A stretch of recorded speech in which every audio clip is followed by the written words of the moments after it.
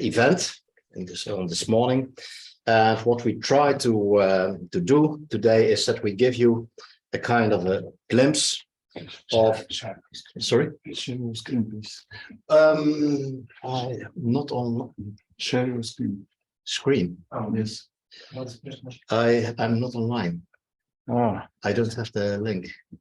But are you going just to present the agenda now? Yeah, only the agenda. Yeah. He's only working on the agenda. Yeah. So what we have in mind for you today is to give a glimpse of the roadmap, the way towards the next generation of EPCs. We start with an update on the EPBD recasts and the next generation EPC classes and SRI classes that will be presented by colleague André. Then we have a short introduction of the U-cert project. We had yesterday our final meeting. After 3.5 years, we concluded our project. And then we continue with results and overview of another next generation EPC project, the CrossCert project. And that's all about cross-testing of EPCs in EU member states. Then we have an introduction on the SRI, the Smart Readiness Indicator, and the relation to EPCs. We give you the opportunity for to ask some questions, and we try to give you answers. We have a coffee break, and after the coffee break, we continue with a convergent evolution of EPB assessment and certification, also presented by André. And finally, we have a presentation on the concept, methodology, and approach for implementation of building renovation roadmaps that I brought to EPC project. And then we end this morning with a roundtable discussion. That's what we have in mind for our program.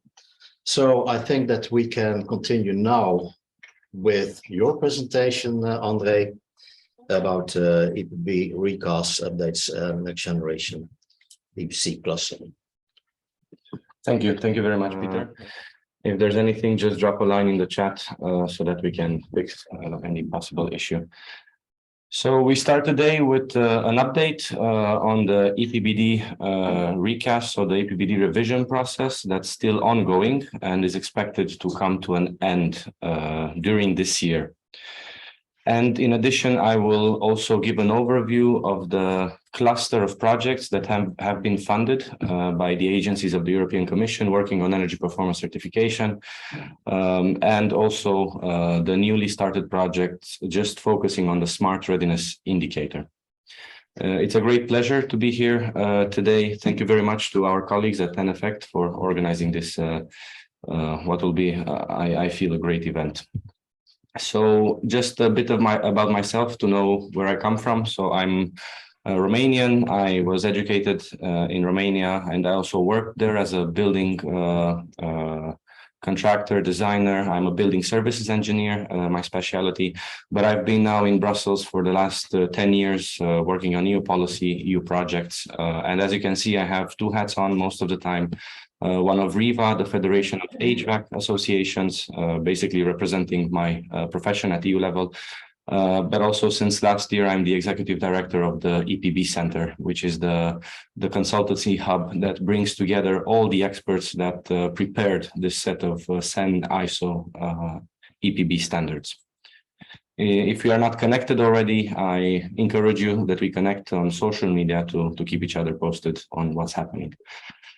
A bit about the backdrop. EPBD is one of the directives behind the ambitions of the European Union. I'm sure you're all familiar with the European Green Deal.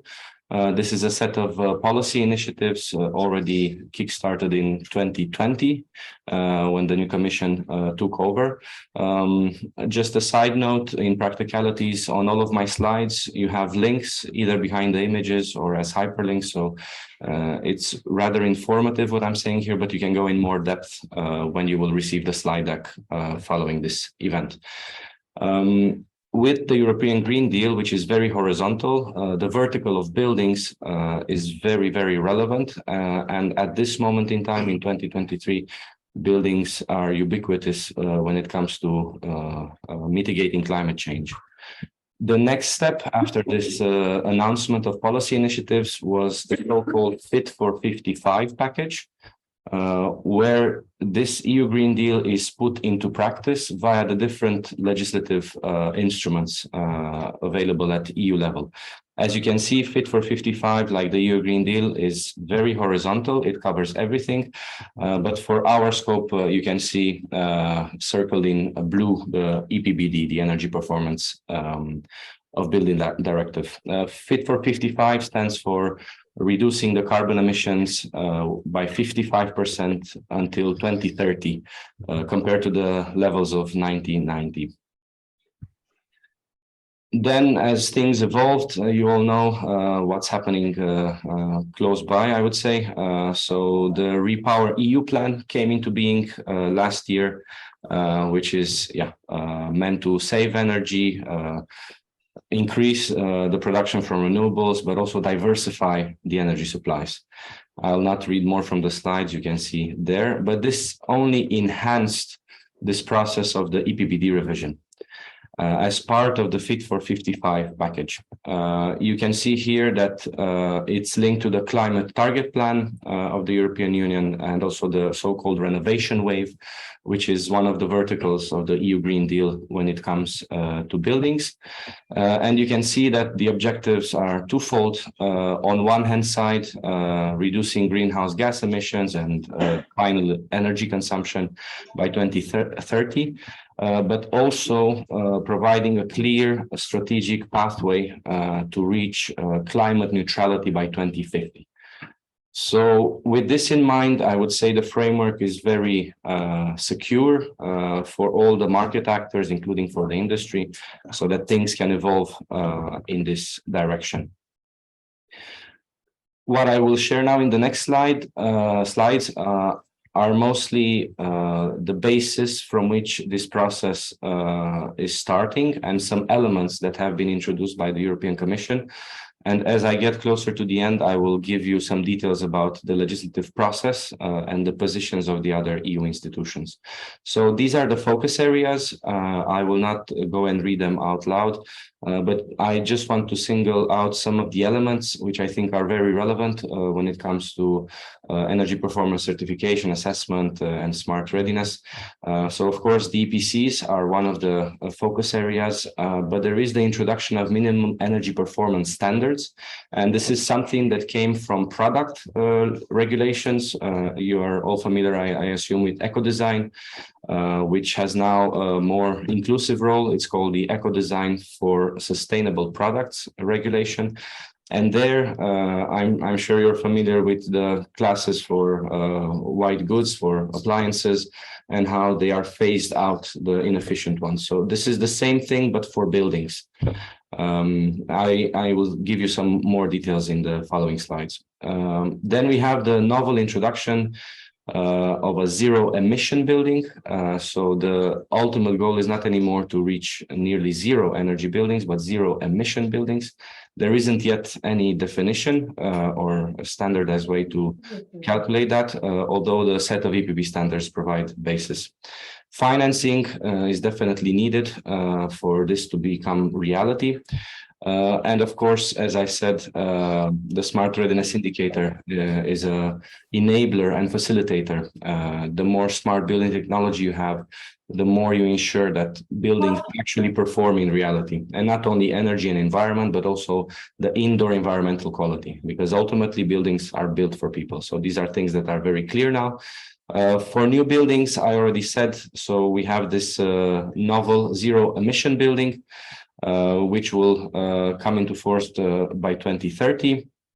And then, of course, following that moment in time, by 2050, all buildings should be zero emission and also positive energy buildings. What's interesting is that with the zero emission buildings, we don't only talk about energy, so it's the energy performance of buildings directive, but now it has received this greenhouse gas emission. So the global warming potential is is an integral part as of this moment in time. And maybe you are familiar with the levels framework for assessing sustainable buildings. That will be the vehicle to make this reality. And of course, e-mobility and more sustainable ways of mobility are encouraged. Then for existing buildings, you see the list is longer. What I want to just emphasize is for these minimum energy performance standards, as I already mentioned before, it's basically a system to phase out the least performing, the worst performing buildings. And basically the assumptions are that class G would cover the 50% of the least performing buildings of the building stock. And then you can see how this phasing out or triggering renovation processes will come into force. For example, class F for public and non-residential buildings will be mandatory by 2027, then class E and so on. So you will just go up the class as time will pass. Then, of course, the national building renovation plans are the framework for all of these elements to come into place. There will be more details on what a deep renovation actually means. Building renovation passports will become something ubiquitous. I already mentioned the e-mobility part, and of course, all the measures to counteract any possible barriers to renovation actions will be removed. And of course, subsidies for fossil fuel-based generators will slowly be enforced. In terms of information tools, we have the energy performance certificates, the building renovation passports, and the smart readiness indicator. And as I said before, class A will be a zero emission building, and class G will be the 50% of the worst buildings. And the twist is that the scale will be harmonized. So that means that also the level of ambition will be harmonized in all EU member states. This is taken from a recent presentation from a colleague working at DGNR on this file. And it just illustrates how EPCs are the linchpin for what EPBD Recast brings. They are intertwined with all the other policy instruments within the EPBD and will play a crucial role, being somehow at the center. Of course, it doesn't mean that EPCs on their own will have the most impact, but they will strengthen all the other measures stemming from the EPBD. In terms of revision process, you see on the right-hand side, so that's what happened in 2021. You know, the official process is always that all stakeholders are consulted, both at EU level and at national level. Even citizens can submit their inputs. So that happened before the Commission came up with a proposal, the so-called EPBD Recast, which was tabled in December 2021. Then you have the two other EU institutions, the Council of the European Union, so the ministers that represent the member states. And then you have the European Parliament with the political groups. The Council only responded to the Commission proposal in October last year. As I said, you have links here, you can go in more depth. And the European Parliament took its time. There were many, I would say, controversial debates on certain elements. And the European Parliament, as representing in principle the people of the European Union, they are our representatives. They will vote tomorrow in the ITRE committee, the Industry and Research and Energy Committee. And then there will be a plenary vote in mid-March. There have been some leaks, so there is a document available about the amendments that the Parliament will have. And this will bring us somewhere March, April to the commence of the so-called trialogues. So it's a dialogue, if you wish, with three entities. That's why it's a trialogue. And the three institutions will negotiate and find common ground to arrive at the adoption.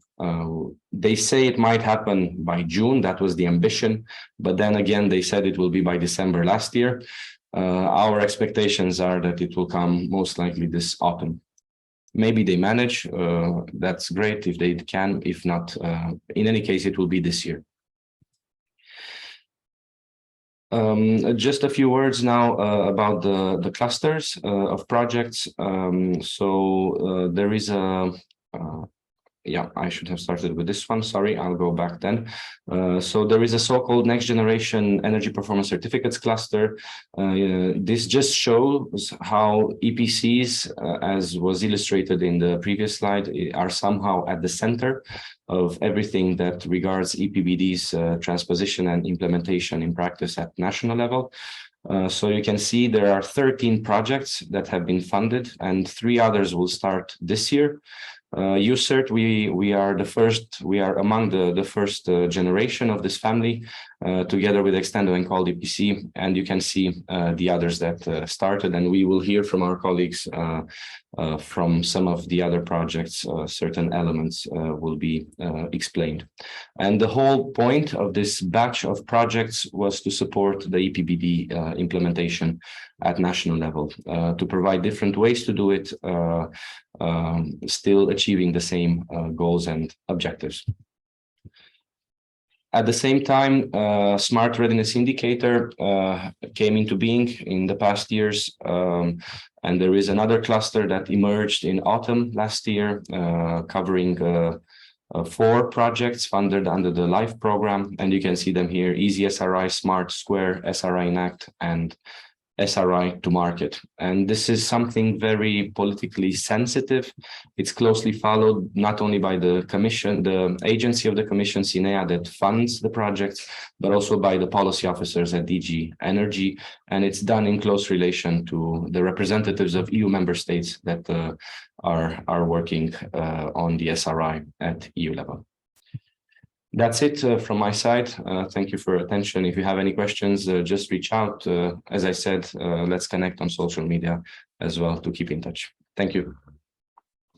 I will continue with a presentation overview of the U-cert project, because this event is linked to the final meeting that we had yesterday of the U-cert project. And as mentioned already in my first introduction, U-cert is an abbreviation for the full title Towards a New Generation of User-Centered Energy Performance Assessment and Certification. And a second part of the title is it's facilitated and powered by the EPB Center. And the EPB Center is our central vehicle for all the results of our project. So everything that we did, you can find on the website of the EPB Center. U-cert in a nutshell. In fact, U-cert is one of the first Horizon 2020 projects on a new generation of EPC projects, also next generation of EPC projects. We started in September 2019. And here it says it runs to November 2022, but we needed 3 extra months to complete the project for some reasons. And when we started, we had a kind of a dream, and the dream was that we wanted to introduce a next generation of especially people-centered energy performance assessment and certification schemes. And that was to value buildings in a holistic and cost-effective manner. Until we started, most of the traditional EPC energy performance assessments and certification schemes were mainly a kind of an, let I say, an administrative burden, and we would like to give some added value to our way of assessing buildings. We also wanted to facilitate convergence of quality and reliability. when we use the EPB standards developed under the M4080 mandate, enabling a technology-neutral approach that is transparently presenting the national and regional choices on a comparable basis. So in each country, you can make your own choices in the EPB standards, but we would like to do it on a basis that it is also comparable.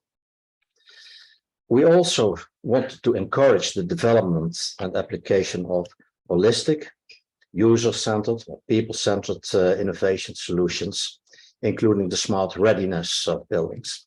And when we started our project, the smart readiness indicator was still fully under development. And so in our project, we did also the first test drives with the SRI. Also, an important issue is that we try to encourage and support end users in decision making, especially on deep renovation. This is, of course, a hot topic, also following the renovation wave.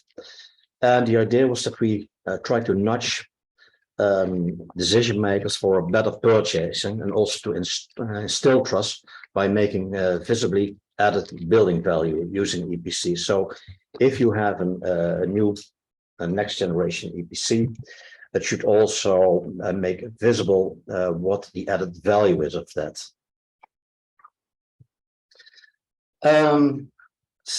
Some words about the rationale of our consortium. We have a core team. The core team exists of 3 parties. That's the EPB Center, 4 parties. The EPB Center and its stakeholders. So the EPB Center, on European level, RIVA, ISO from the Netherlands as one of the shareholders, stakeholders of the EPB Center, and also the Valencia Institute of Building from Spain as being also a certification body. So this is the operational platform of our project, developing all the methodologies and tools, etc. And next to that, we had a kind of an implementation core from 11 countries, Spain, Italy, Denmark, Estonia, Hungary, Sweden, Slovenia, Romania, France, Bulgaria, and the Netherlands. So we deliberately, on purpose, choose so many partners to have broad coverage through whole Europe. And this group was mainly due with testing, validating, and implementing the methodologies that we developed. And as coordinator, my company, Heiger, was involved. So the key objectives. The first one is to introduce a next generation of user-centered or people-centered energy performance assessment and certifications to value buildings in a holistic and cost-effective manner. The second objective is to facilitate convergence of quality and reliability. The third one, encourage the development and application of holistic user-centered innovation solutions, including the smart readiness of buildings. The fourth one, to encourage and support end users in decision-making, especially on deep renovation, also for better purchasing. And the last one, strengthening the actual implementation of the EPBD by providing and applying insights from the perspective of all involved stakeholders.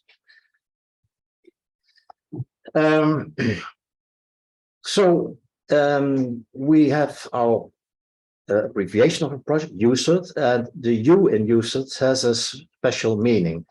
It's about users, it's about identification and categorization of end users and customers. And that's both at the level of partner countries and also on a broader European scale. So one of the things that we also took into account is how to collect users' needs and expectations. And from there, defining functionalities for the tooling that we wanted to develop. And this has led to a catalog of users and beneficiary profiles for tool development. And what's very specifically on this is that we did that on an anthropology-based approach.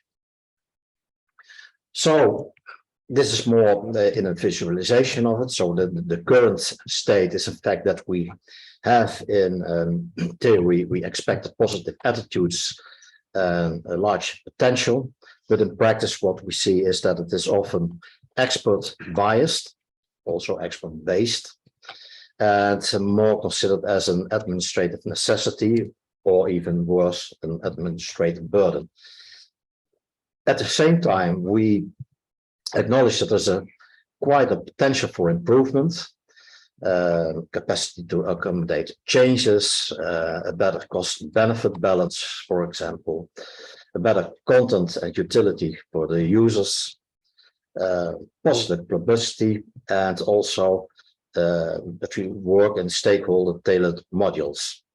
And the key first step that we took in this is to define all these EPC limits. So if I look at the project, we have in fact three what we call transition paths.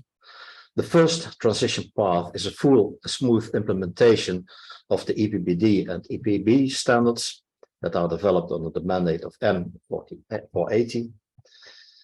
The second transition path is that we have the user-centered design for facilitating and accelerating building performance improvements, ranging from behavior change, nurturing behavior change, all the way to the actual deep renovation.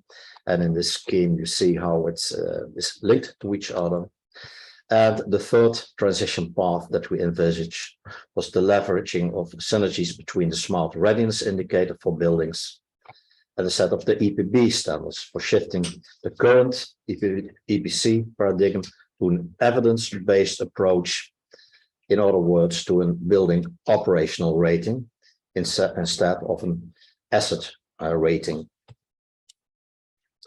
So this is one of the goals of our project, to come to a building operational rating based on evidence-based decision-making process, also on the real performances of buildings.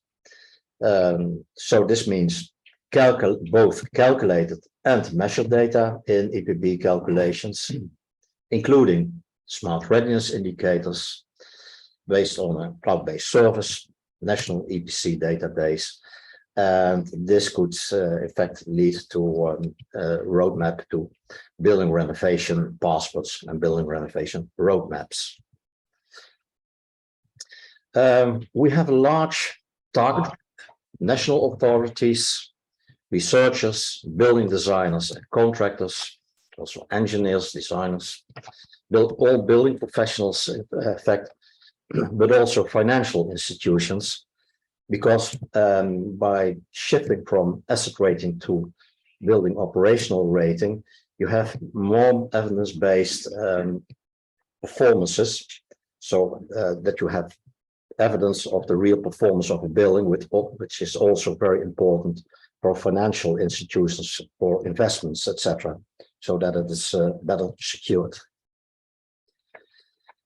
So the U-cert building operational rating, we have 4 pillars. The first one is the implementation, supporting operational rating tools development.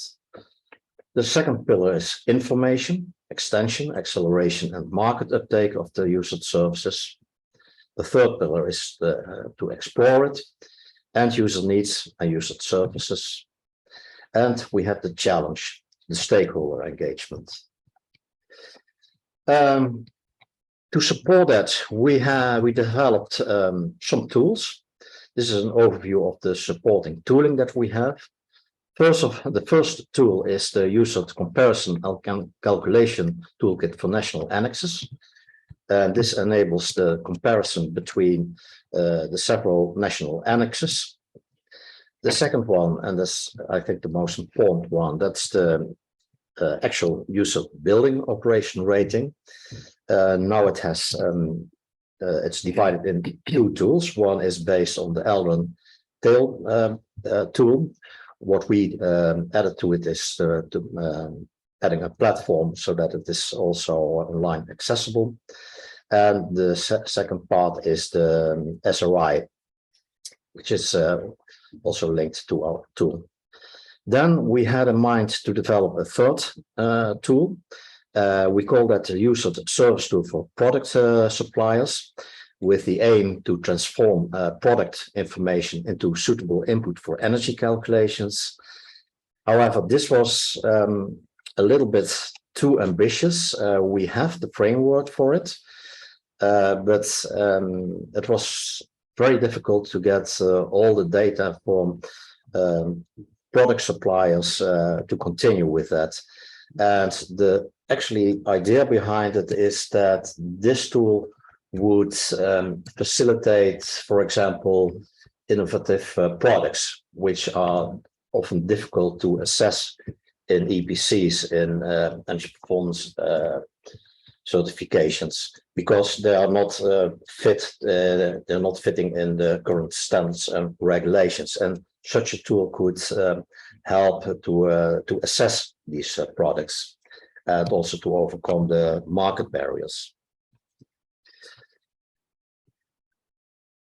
So a bit about the extension of the market uptake. So we increase the impact of the U-cert services tools across Europe by, first of all, active involvement of stakeholder groups, the whole value chain, member states, product suppliers, professional users, other market actors, and we are using the infrastructure of the EPB Center as independent platform. And we do that by implementation of the services and the shared open EPB Center platform, sustaining content of existing and new tooling through harmonized data exchange. For the stakeholder engagement, we set up, we did a setup of international stakeholders network with the U-cert services, tools and methods. Sustainable and increase of the visibility, where we also used the EPB Center platform. We facilitate a continuous update and adaptation of developed materials according to EU regulations and national EPB implementations, and to promote it to spread this disseminators, we organize several events, webinars, etc. In this, we are not alone, and Andre already gave an overview of this. So we fostered intense collaboration with our sister projects. This sheet mentions 3 batches of next generation EPC projects. We are in the first batch, in fact, also the first project that has been contracted by the European Commission. In the meanwhile, there's also a 4th batch added to it with 2 new projects. And all these projects work together in a very extensive way. We organize common workshop, we have exchange events, we organize, for example, workshops and exchange events on events like sustainable places. We did that last year, the year before that, and we are also planning to do this next year. And all by all, it's a large family of next generation EPC projects working together now. So to finalize some key takeaways, the first one is that the theoretical concept of EPC services and EPC products is basically perceived as positive, also having considerable potential impact. But in practice, however, this potential has not been fully realized yet. And this is something that we try to work on with this large cluster family of next generation EPC projects. The second key takeaway is that from the user's perspective, existing EPC products and services are perceived as an administrative necessity, sometimes even a burden, rather than a valuable and meaningful product and a service. And this opinion is largely shared and grounded in experience of representatives of both expert, but also from the users. And this is the ultimate goal of all these next generation EPC projects, to give it more an added value, to make it meaningful, to make it useful, to have these next generation EPCs. The third key takeaway is that the design and content of the existing EPCs, the traditional EPCs, are very strongly expert biased, and for users with just little relevant knowledge background, they present just poor value. So it doesn't give a real added value, and it's even understood as being quite useless. So the key takeaway is in this way that information should be presented much more in stakeholder tailored modules. The fourth one, cost benefit balance of EPC products and services, presents itself as a critical key takeaway in the effective realization of the EPC schemes, and low price of EPC products and services undervalues the work of EPC issuers, and it also undermines the overall capacity of the system to deliver quality results. Finally, the fifth key takeaway, to enhance the impact of EPC and the energy performance of buildings, certification schemes should provide a better content and value to end users, like indicators of the environmental quality. So it's not only on energy, but also on other positive side effects, financial indicators, improvement measures, and renovation guidelines. So it must also give some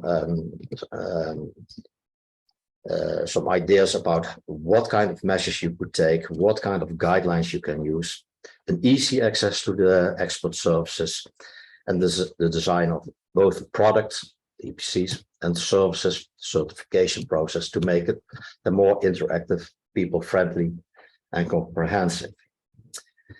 And this scheme is already presented by Andre, so I'm not going to present it again, but the only thing that I want to say about this is that the EPC has really a kind of a pivotal role, a central role in all the aspects in the whole design process, the financing process. It has a link with almost all the aspects, both in an operational way as in policy ways. So to end up, some key recommendations from our side. The scope of interpretation of the purpose of EPC products and services is quite wide, with involving policies, technologies, and knowledge in the construction and buildings sector. Capacity to accommodate change is becoming an increasingly important quality. Enable the capacity to meaningfully integrate with relevant concepts, for example, BIM models, integration of BIM in the construction and the renovation process, building passports, digital twins, for example, digital building logbooks, etc. So the EPC, the next generation EPC, has a link with all these new aspects in building, construction, and renovation. Developers and implementers of future EPCs should strive for positive publicity and invest in strategies to raise general awareness about energy performance of buildings and the specific role of EPCs in this context. And then, as last recommendation, it should also include aspects of knowledge transfers, educational contents, trainings, promotions, and marketing, all affecting the general public attitudes and opinions regarding the EPC products and services and all the underlying policies.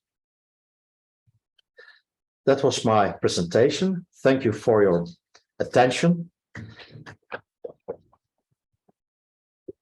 And now we have, I think, time for some questions, both for the presentation of Andre and for me. Are there any? Actually, it is originally planned to have the discussion after two more presentations, but of course we can do it now if the audience can ask something about your presentations.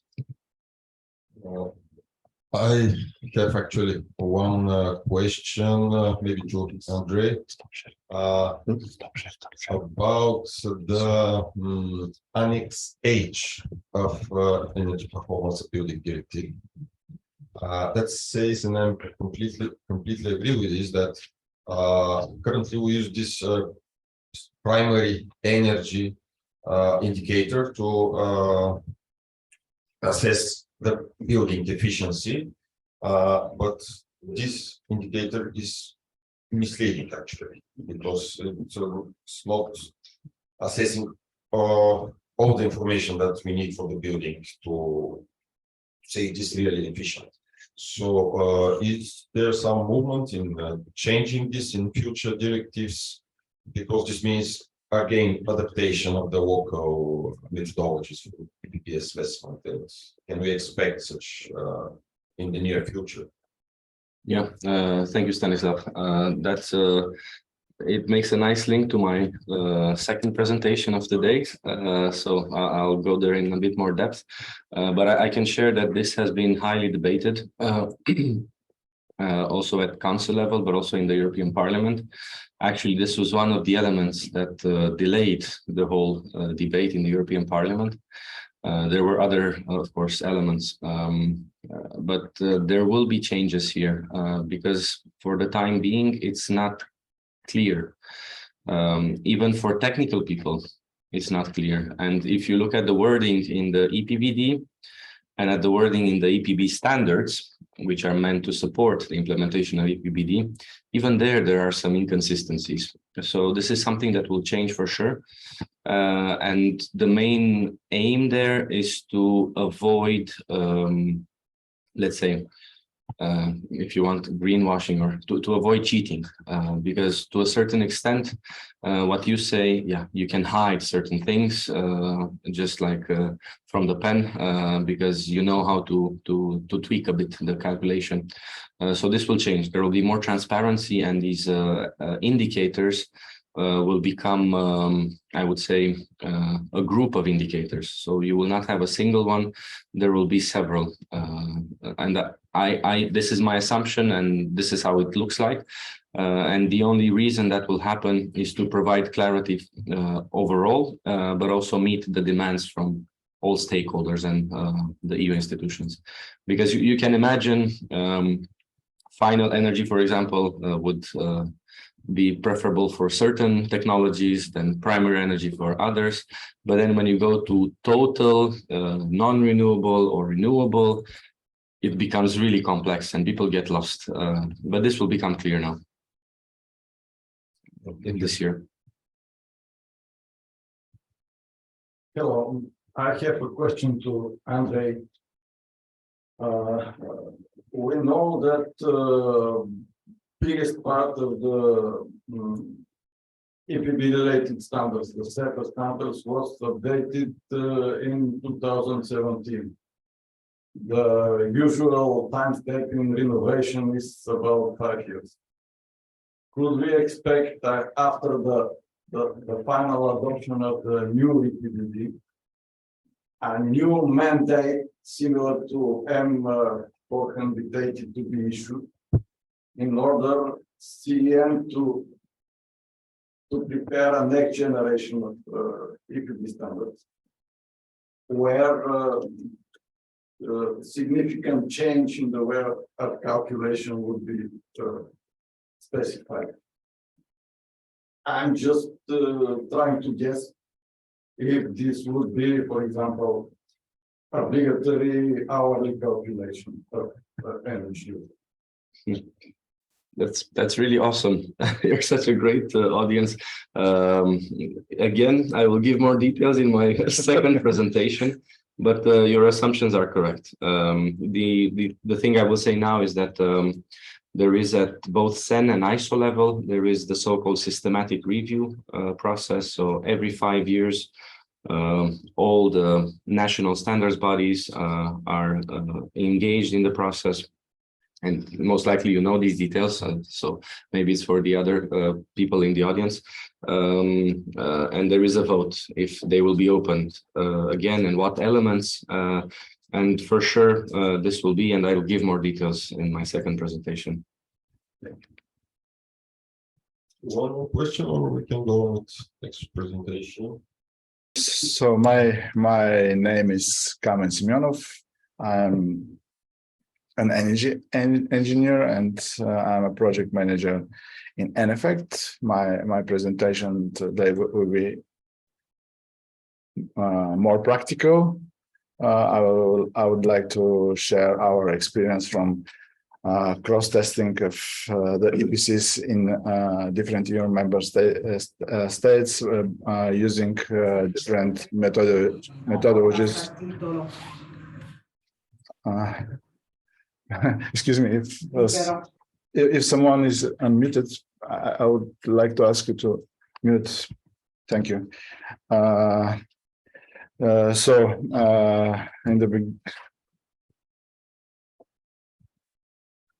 In the beginning, I would like to say why we did these cross tests, and why probably the European Commission liked the idea to do these cross tests. You know, the certificates in all European member states are very different, not only as design but also in content. Also, the methodologies of calculations are different. The labeling scales are different. So there are so many differences that if you see that, for example, one building is Class A in Bulgaria, that doesn't mean that it is Class A in another country. And if for example, the specific energy consumption of one building here in Bulgaria is 100 kilowatt hours per square meter, it is not the same in the other countries. So it's difficult to compare the results from the EPC in different countries.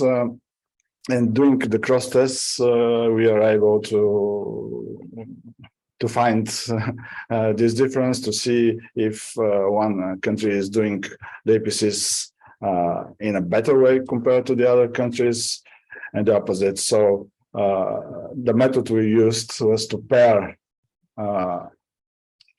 in couples the partners. One partners provide information about the building located in his country or her country, and the other partner explains the methodology and the national software in his country, and then we sit together trying to make an EPC using the software and the methodology in the second country on the building in the first country. In the beginning, of course, we started with a review of the national software, and we find out that all software work with default weather data, and it is not possible to add any different weather data. So we chose one independent source of weather data, and we took data about the temperatures of the locations of the buildings and the solar irradiation. We calculated the heating degree days, the cooling degree days, and we made clustering of the buildings to find out which buildings have similar climate conditions to make the test exactly by pairing these buildings. The result of the clustering was that Bulgaria was clustered together with northern Greece, northern Spain, and surprisingly to me, with Scotland. But actually, the heating degree days in Scotland are very close to ours. In general, every partner provided information about 7 buildings in his country, and those 7 buildings were tested in different countries with the methodologies there. These are the buildings in our cluster.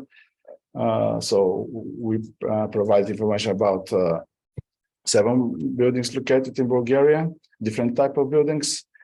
And we tested with the Bulgarian methodology 2 schools from Greece, 1 museum and 1 office building from Spain, and 3 university buildings from Scotland.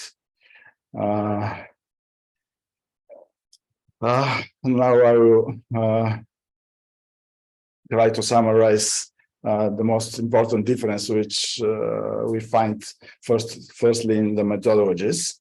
You can see, for example, here the Greek certificate from Greek school, and next to it, this is the Bulgarian certificate which we produced about the same school. There are many differences in the methodologies. First of all, the label, the scale is different. In Bulgaria, we have fixed scales for different building classes, but in Greece, they calculate the scale separately in every single case, and they use a reference building, like it was before in Bulgaria, before many years ago. An important difference is that they do not include appliances in their EPC, but we do. They cannot skip the calculation of the thermal bridges. In Bulgaria, we can do it. Also, it is if they don't have a cooling system in their buildings, they are obliged to model such a system. The borders of the model are different if we talk about remote heating source. For example, in the case of district heating, in Greece, they will need for the modeling the information about the efficiency of this remote heating source. But probably this is because they don't have too many district heating, if they have at all. Also, another thing is that for the residential buildings, they do not include lighting in the EPC. I know that because one of the Bulgarian buildings which they modeled with the Greek methodology was exactly a residential building. So I'm going to UK and Bulgarian EPCs. First of all, they have the ratings are very different. In UK, the ratings are based on cost of energy. In Bulgaria, the ratings are based on primary energy, so you cannot compare the classes. They are doing dynamic modeling for non-residential buildings. And at the same time, for the residential buildings, they are doing very simplified modeling with a special software which have many default values, and it is very easy and quick to work with this software. They do not include appliances in their EPCs, and for the residential buildings, they do not include the cooling, but probably this is because they don't have too much cooling in their residential buildings. I don't know, maybe this is the reason. Spanish versus Bulgarian EPCs. There is also a big difference in the scales. First, they have many scales, not only one scale like us. They have a scale on primary energy consumption, on CO2 emissions, They also have separate scales per different building systems. For example, for heating, for cooling, they scale it based on final energy, based on CO2 emissions. So they have a lot of ratings in their certificates. They do not include the appliances and the remote. They also needed the efficiency of the remote heating source. I think that the district heatings are not popular in Spain, also like in Greece. Also, it's obligatory to them to model a cooling system if it doesn't exist. And for there is a difference in how they input the lighting information about the lighting. We input the simultaneous power per square meter. They input this, but taking into account the luxes. So they're doing like a normalization of the lighting. I will summarize some the differences in the process in the methodologies. So I will start first with the difference in the processes of EPC generation of the EPCs. One of the big difference in the process is that here in Bulgaria, we generate the EPC based on an energy audit of the building. This is not the case in the other countries. They have the energy performance certification as a separate service. Of course, energy auditing is another service available. And because of this, probably, our documentation is more detailed, much more detailed compared to the other countries and more complex. We need more data. In the beginning, we created a neutral data sheet where we provided the information for the buildings. And then we were those who needed to ask the partners to provide more information in order to make the calculations. But they also asked us about some additional information. But in general, I can say that we are the one who needed more data than the others. It is something interesting that we are the only one from these 4 countries which are who are doing the calibration of the calculated energy consumption with the real measured data from the building. The other countries are not doing this. Even in UK, when we speak about non-residential buildings, I told you that they are doing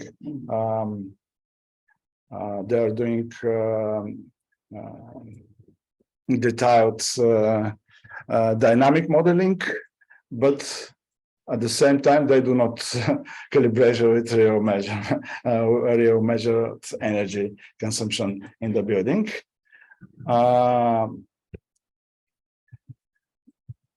My impression, and I can say it's the same with the other colleagues, is that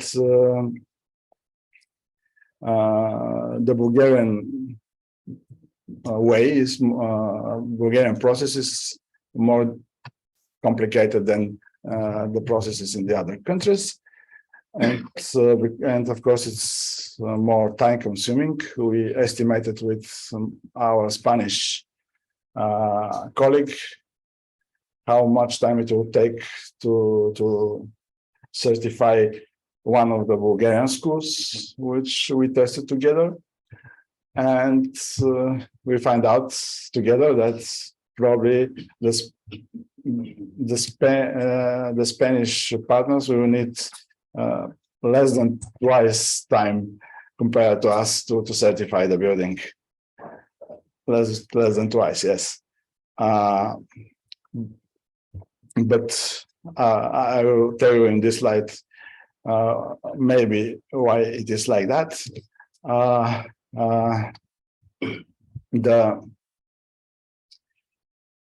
Of course, it's a common feeling that the procedure for the certification of the residential buildings in the UK is the most simplified. I told you about this before.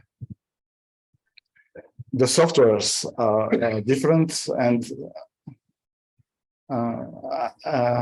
for sure, all other softwares are more user-friendly compared to ours. It was not necessary in any of the other national software to do any extra calculation outside of the software. You start with the software from the very beginning, and at the end of the process, you generate automatically the EPC from the software. This helps a lot in the. It saves a lot of time. Also, they have many default values which can be used in absence of data about different systems. Especially the Spanish software have very rich libraries of different data. For example, you have the Lambda data about the materials. You can choose it in the software. You should not look in additional tables. You have information about equipment types. So you can consult directly with the libraries in the software. These are probably the main differences as a process of generation of EPCs. But I will repeat also the most important differences in the methodologies. First, I will say that, of course, the primary energy factors, especially for electricity, and the emission factors are different. Of course, this influences the results. But I would like to say once again about the systems which are included in the EPC calculations. So in Spain and Greece, they should have cooling. If they don't have it in the building, they're using a typical cooling system. They model it.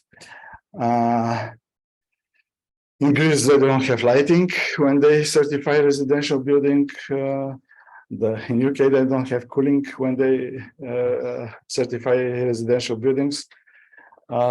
I can say that in Bulgaria, if you don't have heating, we are obliged to model heating for the building.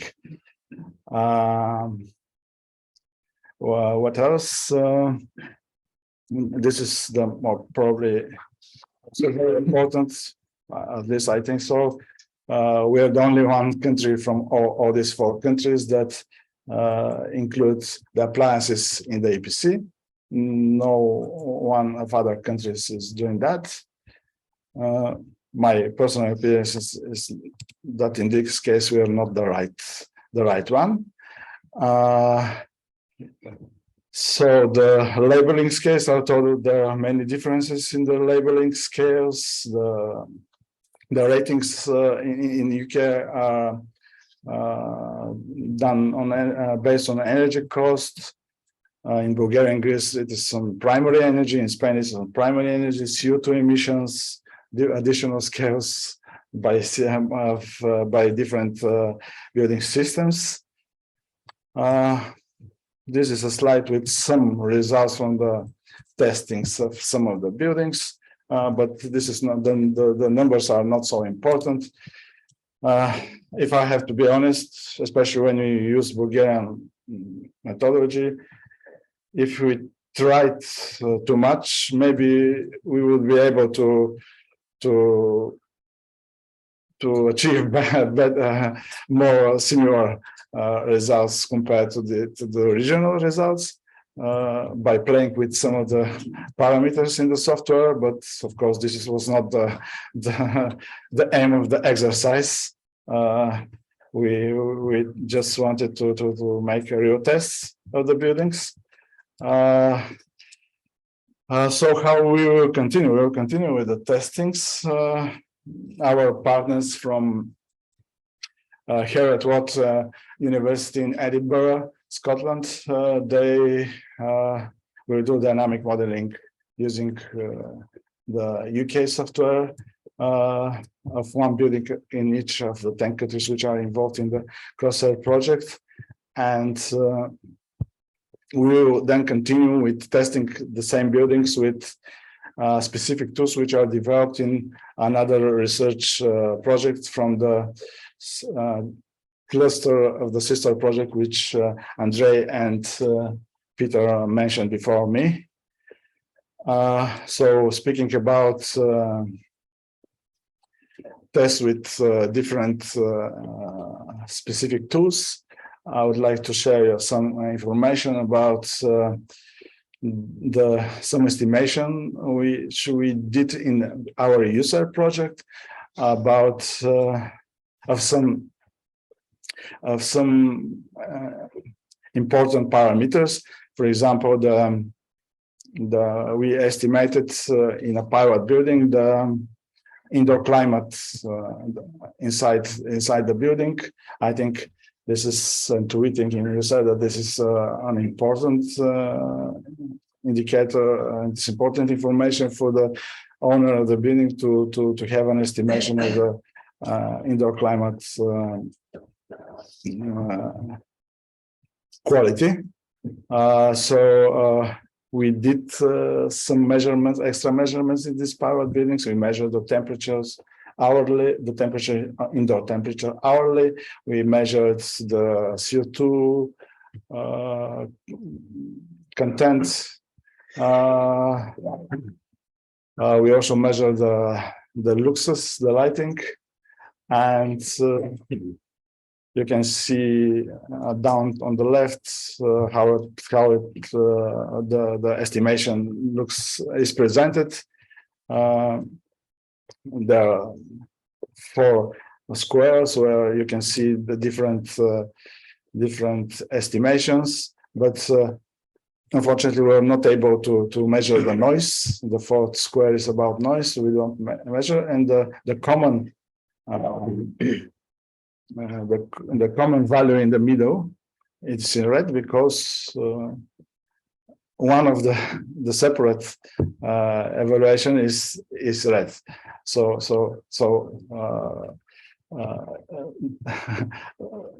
the common evaluation is red, and to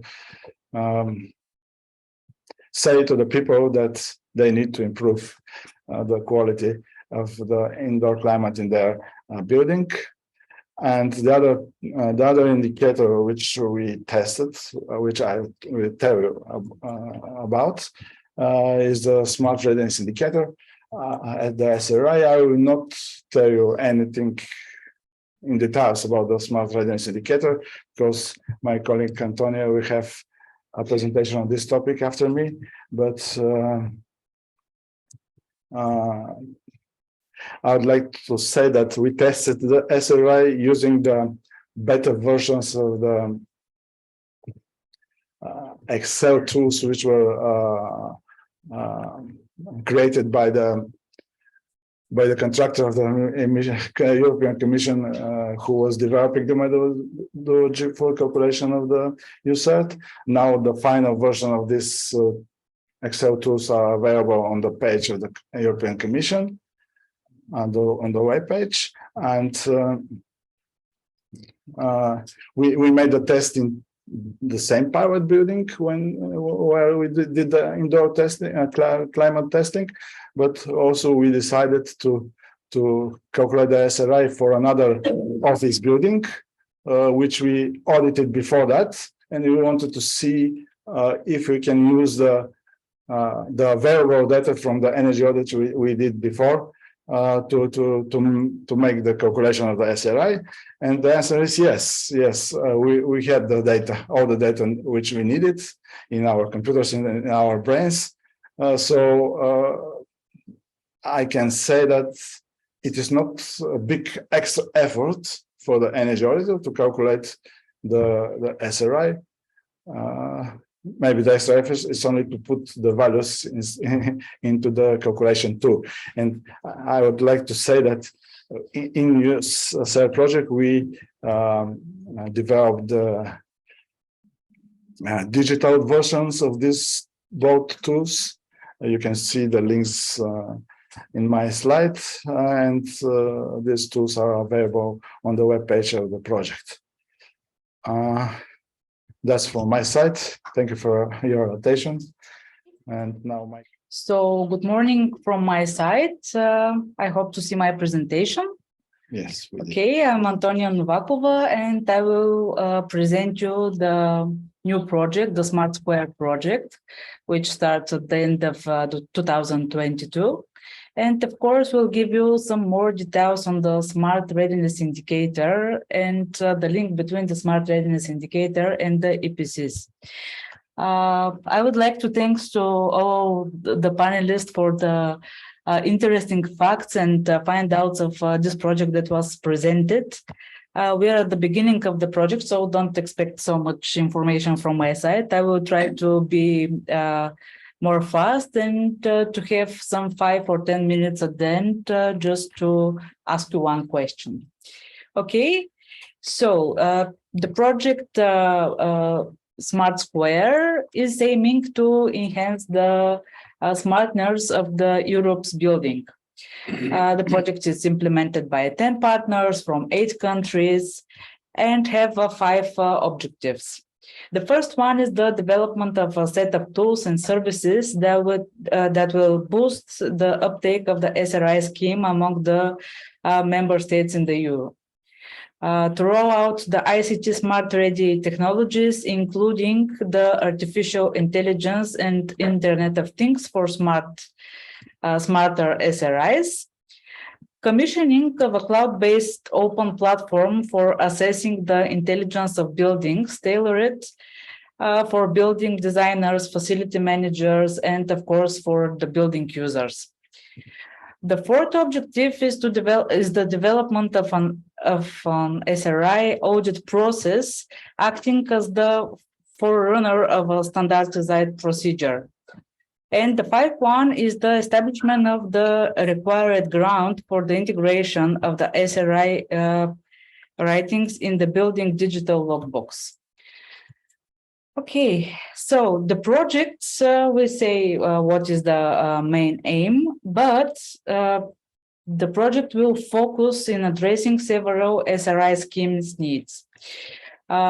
This is, for example, to support the market uptake of the SRI, explore the possible links between the SRI and the EPC on the other hand. Develop of SRI calculation tool. It's not a brand new development, it's just an upgrade of what the Commission already provide. And to resolve some cybersecurity issues, define minimum requirements for SRI, develop SRI on-site audit standards and other. And something very important in my point of view, within the Smart Square project, the rate of return of smart readiness improvement of building will be identified. Why is this so important? We know that with appropriate smart home technologies in our buildings, we can achieve up to 30% energy savings. Okay, but what if we go to the highest SRI rate, but the savings are not going higher? So probably it's not so important to achieve the higher percentage in order to have appropriate savings and economical logic of this process. Now, when we look at the SRI and the EPC, there is something that that they are aiming at, and this is the energy performance. And the smart readiness should, and I believe that it can, enhance the energy performance of our building, because the technologies are getting better and better, and we see in our homes and our everyday lives that we need the technologies and IoT technologies, in fact, to improve our lives. Experts in charge of issuing EPCs are also the competent for issuing SRI certificates. This is the find out of the European Commission, and as Andrea already said, the member state may couple the issuing of the SRI certificate with their EPC scheme. It's not a mandatory, it's up to each member state's decision.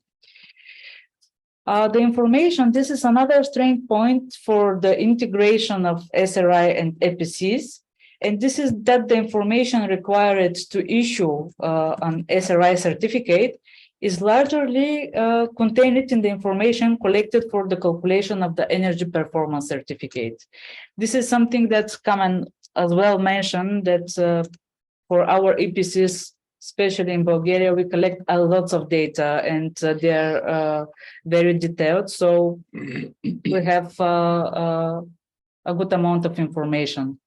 Based on these grounds and within the aim to link the SRI and the EPC calculation procedure, the project will support the implementation of the SRI through enhancing the consideration of smart readiness aspects in the EPC context with the use of building digitalization tools.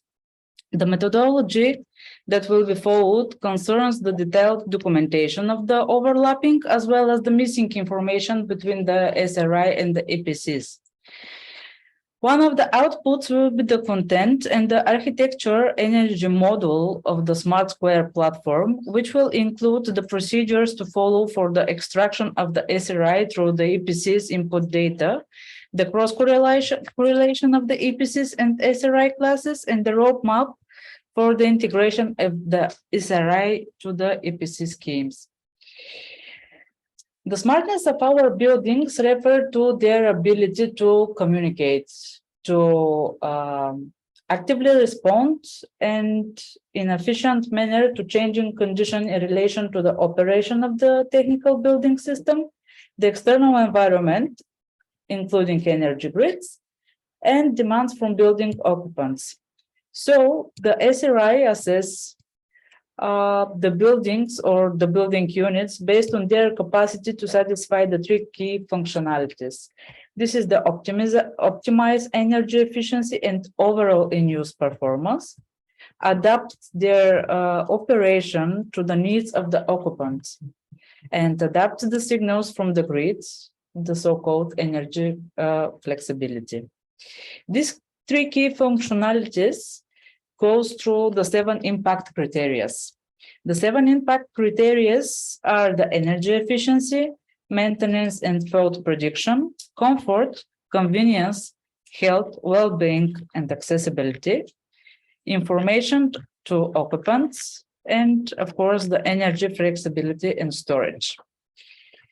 These 7 criteria cover the 9 technical domains, let's say. And these technical domains are the heating, the cooling, the domestic hot water, ventilation, lighting, dynamic building envelope, electricity, electric vehicle charging, and of course, last but not least, the monitoring and control. Scores calculated at different levels, and there is 7 classes, the SRIs. So here you can find out the 7 classes according to the total percentage reached. And as we talked already, the topic for the SRI and the EPCs is something that is it's something with history. So here is one overview of the existing SRI calculation digital tools. And here we can see the Smart Square project, the U-cert project, the D for EPC to EPC project. And this is my question. I would like to ask you very kindly to think about a good question related to the smart home and smart readiness indicator. Why it's important for me, I will tell you. As a part of our project, we are preparing a special question and answer section where we would like to give answer to the question that could be helpful for other people that are main concerns when it comes to smart homes, and try to resolve some challenges and needs. So I will give you 3 minutes to think about this one question, and you can raise your hand when you are ready. This is also for the online participant. You can use the chat because it will be easy. Just drop one question, but please think that this should be the question that could be helpful for other people that are dealing with main concerns, challenges, and needs when it comes to the smart home and smart readiness indicator. So I will put my timer. You have 3 minutes.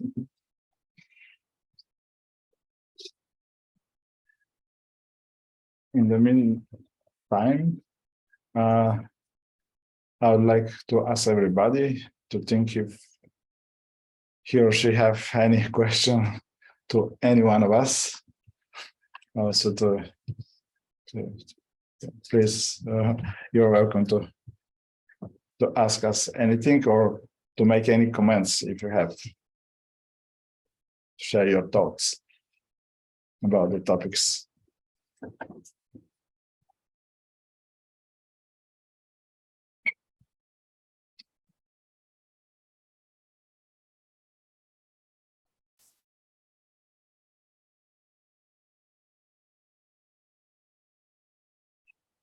I have a question coming.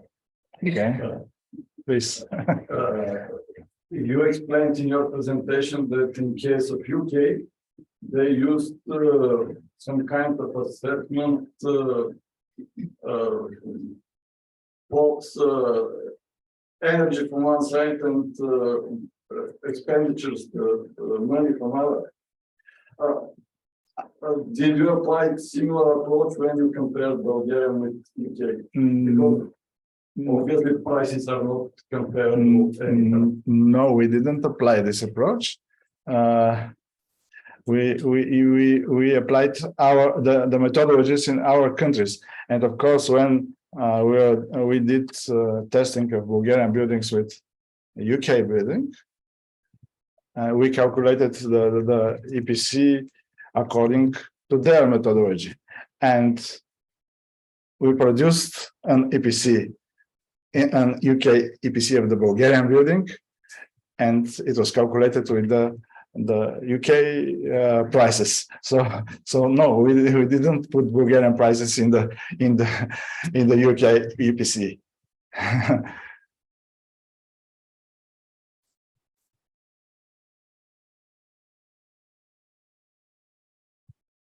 Okay, so you have 1 more minute to think about your question. I think Stanislav wants to ask something. Yes, I have a question about smart readiness indicator. It was very helpful because we actually didn't know that much about this indicator. It's written in the EPBD, but as far as I know, it's just recommendable and not obligatory for the countries to use this indicator. Do we expect to become mandatory? And based on your experience, if it is part of the EPC, will this make it more expensive as additional effort for the energy auditors to calculate this indicator? In my point of view, it shouldn't make it more expensive because, as I said, a lot of the data are already collected by the auditors. And of course, within the project, we would like to make the process as easy as we can. And also to make it easy for the homeowners to check their SRI status and to plan some improvements in their homes. I can say something about this. I actually said it. I thought this in my presentation. The reasons why we decided to test a second building with the SRI 2 was exactly this one, to see if it will be possible to do it with the data which we have already collected in an energy audit. and with the knowledge we have as energy auditors. So I told you that it is the answer is yes. We didn't need to go again to this building to collect more data. We had all the readings in our computers, and we just put the values in the calculation tool, and we got the results. Okay. Do we have? Yes, I just saw this that we have a question. Okay, so Stefan Sparukhov, you can join with question. Just unmute yourself. Of course. Hi, everybody. Thank you for the great event. I don't know if my question is appropriate for this discussion, but in Bulgaria,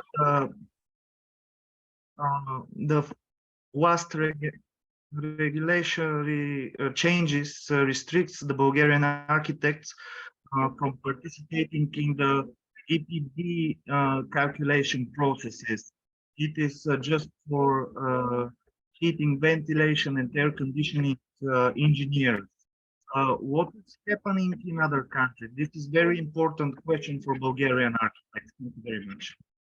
Thank you very much for your question. Probably some of other colleagues can help with the answer. How is in your country? Does the architects participate actively in the EPCs calculations and certification process, or it's more engineering work? In the Netherlands, it's mainly engineers. Okay. But for example, in Belgium, there's a big difference. There it's the domain of architects. And it's strange that these countries are so very well related to each other that the situation is completely different. In Belgium, the architect is responsible for the whole building process, while in the Netherlands, it's more fragmented, that engineers are taking part of the technical issues and the architects only on design. Mm-hmm. And also, I think in Germany, it's also mainly on engineers who do these calculations. Mm-hmm. Thank you very much. Okay, so do we have? Thank you very much. You're welcome. Do we have another question here from the room? Some curious question for the smart homes. Question that can be useful. Yes. May I again? We saw this matrix 7 versus 9, Mm-hmm. and in some of these cells, There is no percentage. yes, but there is some few things that it's not easy to express in values. Mm-hmm. For example, comfort. Yeah. It is multiplied by the different elements from the building system. Is it? Yes, it's difficult.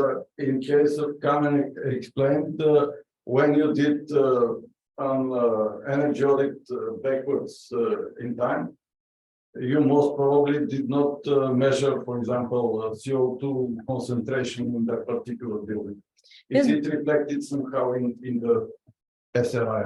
Well, if I have to be honest, I didn't learn by heart all the guidelines of the Commission, but I think that we can measure actually the comfort.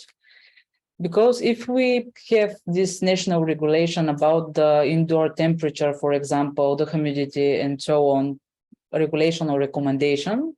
So if we are able with our building systems and so on to keep this standard, so probably we have a good level of comfort. The other thing is that the comfort is something very specific for the person. For me, 19 degrees may be okay, but for you, 23 degrees, which is the big difference. So probably there is way to express this personal feeling of comfort. Also, I was curious about the consideration.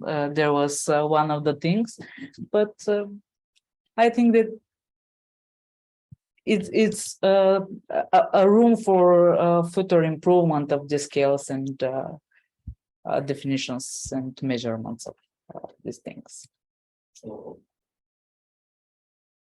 It's all about if the building can provide the comfort, not exact temperature, exact humidity, but is the building system and the building angle. If you are able to reach the comfort through the buildings. Whoever feels as comfort.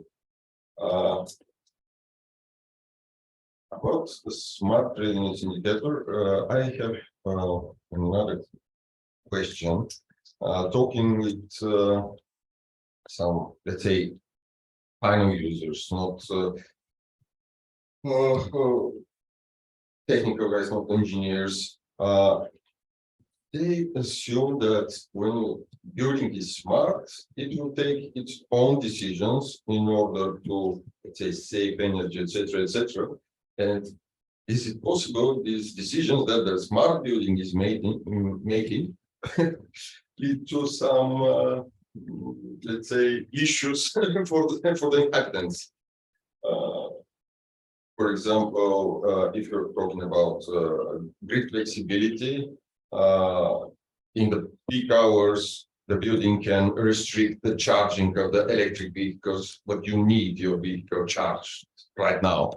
And such like, things like this, or there is many other things that the building can decide are better for you because they will reduce your bill or reduce the impulse on the electricity network. But after all, you may be on another, you have another idea about how building should behave.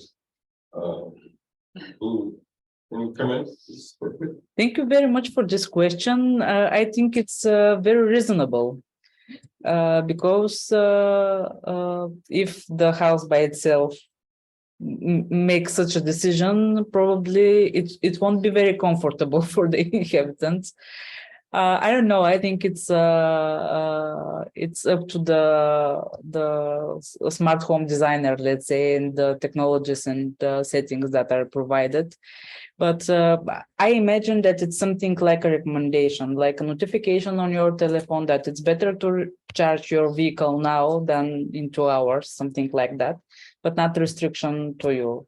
Of course, you can turn off the televisors of your kids at 9 o'clock sharp, but I'm not sure is it convenient for your car and charging and so on. But I will write down this question. And, I think it will, for sure, will be in our question and answer database of the project because it's interesting. Hello again, participants in the room and also the audience online. So my second presentation today looks more on the set of CEN ISO EPB standards and how this facilitates a convergent evolution when it comes to building performance assessment and certification. Within U-cert project, both RIVA and EPB Center have acted as partners.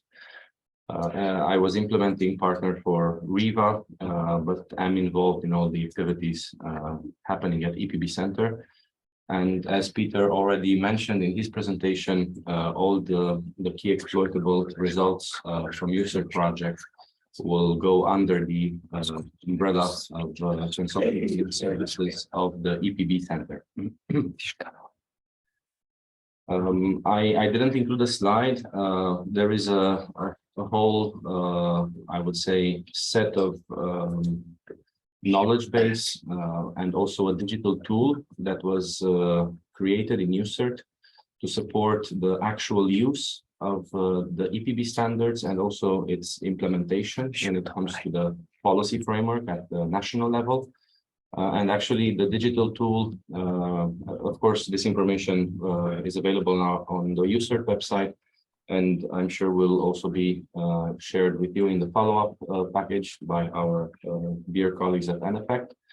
But the digital tool itself is something very simple in terms of the overall framework at national level, because it's a tool in which you receive support in filling in the national annexes, so the national choices that are being made in the calculation methodology.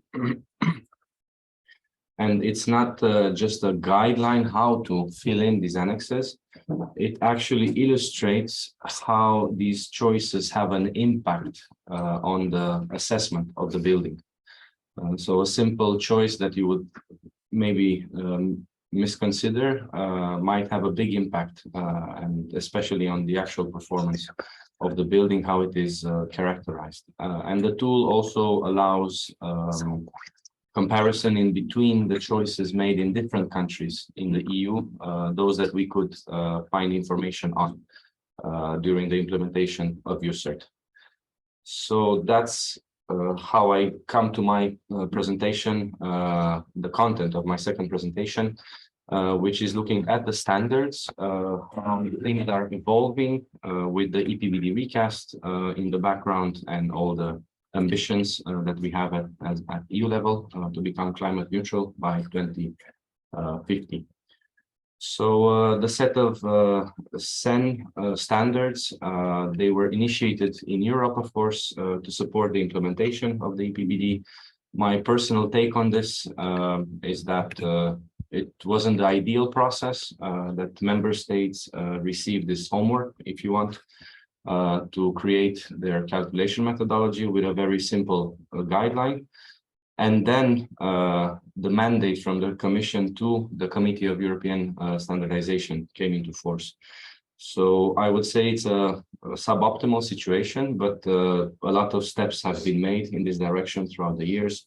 And as I understood from my colleagues at NFEC, you have now a new calculation methodology as of last year, which is quite aligned with the set of EPB standards, the so-called 52,000 family.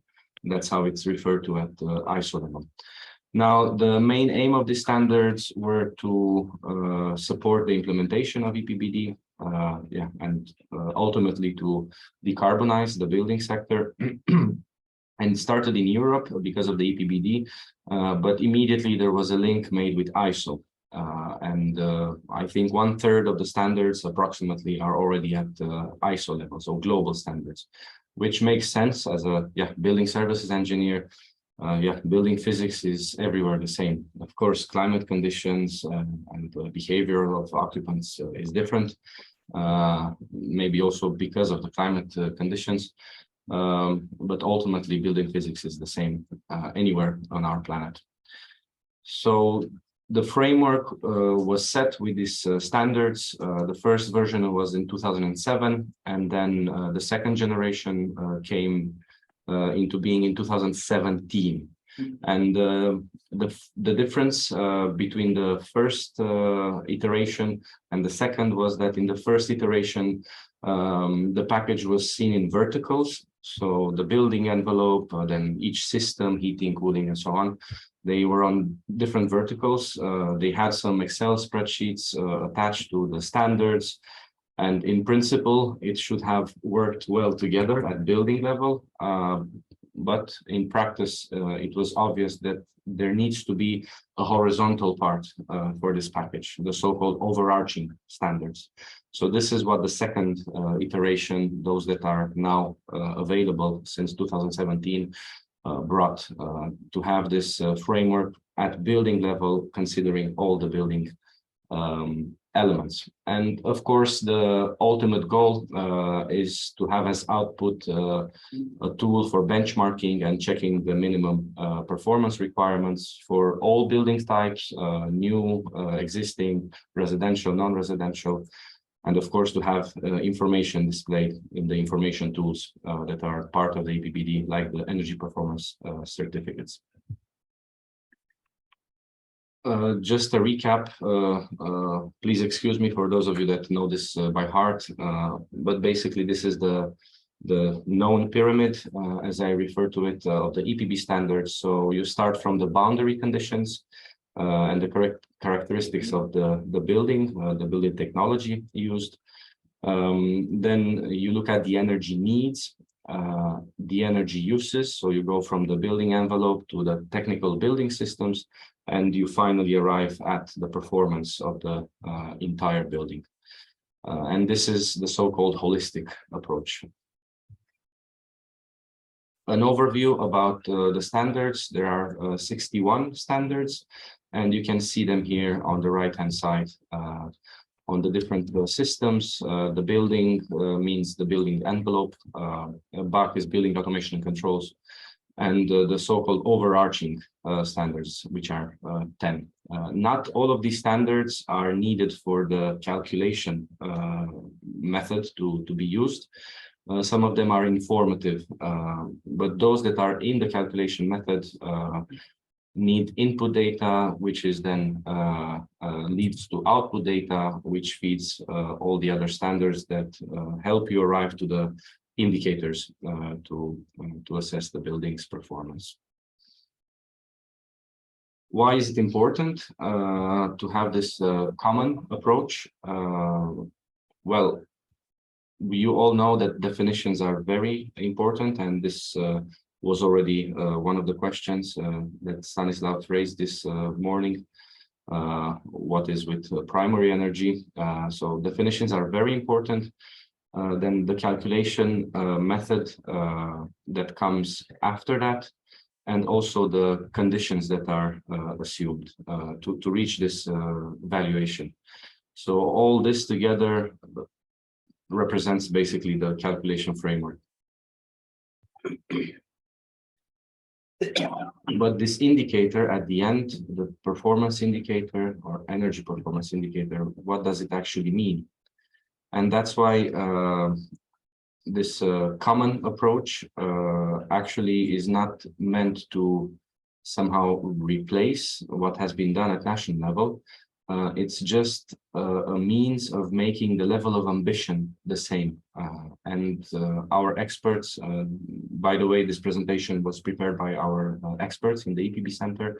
Our experts always refer to the meter. So if the meter is a different length in each country, then how can you reach the same level of ambition? So you need to have a common meter.